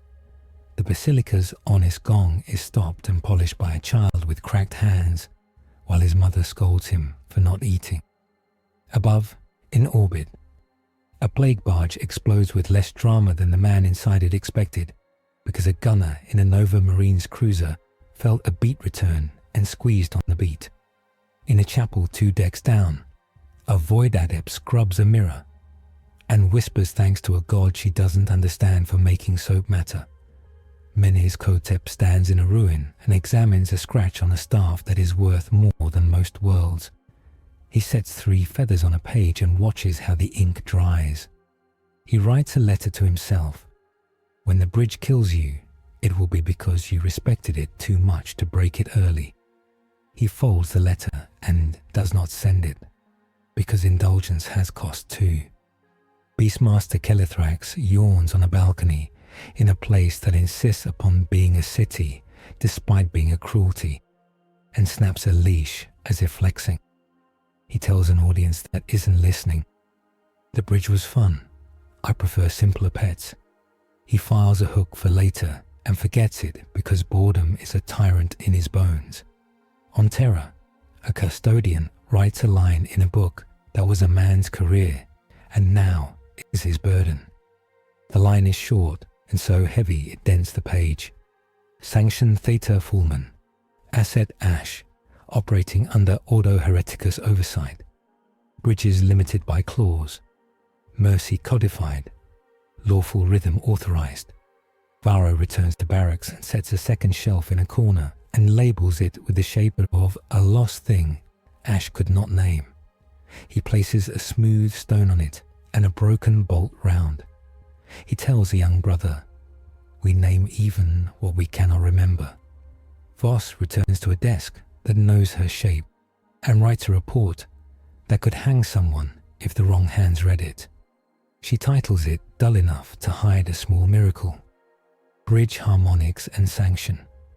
At the end, she writes one sentence for herself and nobody else. Trust is more dangerous than null, and still the correct weapon. Soren sleeps for 2 hours and dreams of a market made of names, each heavy, each paid for, none wasted. She wakes and signs requisitions with a hand that shakes enough to rewrite a budget. She adds a line under the city's motto: "We stomp together." Ash stands on a parapet in grey light and breathes with Pikachu until the world fits in his chest again. The ring warms, not in fever, in obligation. The band whispers law without sanctimony. The GS ball hums with weather he will not use until consent and sacred geometry permit. He's tired enough to be honest at any price. Barrow comes and stands beside him, because sometimes that is what leaders do. Voss stands on his other side because sometimes that is what executioners do, and because she is tired of the smell of ink. They look at a city that refuses to die and is ashamed of loving itself, and they love it enough to be ashamed too. He feels the bowl of light in the back of his thoughts, not as command, as memory of a scale. He turns to the 2 who held him in a choice and says, "If I start choosing easy, cut my hand off." Barrow answers with an oath that will put blades in men's hands if needed. Voss answers with a nod that means she will enjoy it less than anyone thinks. He laughs once. He leans forward and places fingertips on old stone and feels it hum because 1,000 heels just called themselves a city again. He turns away to work because the only epilogue that matters here is more day.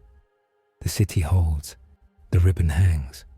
The hinged lightning cipher looks like something a child would draw correctly every time. The basilica rings at noon and sounds like an engine. The compline hums at dusk and sounds like steps at the end of a shift.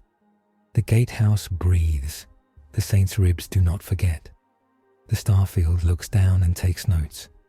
The throne does not change expression because it cannot, but it counts differently when this city comes up in the ledger.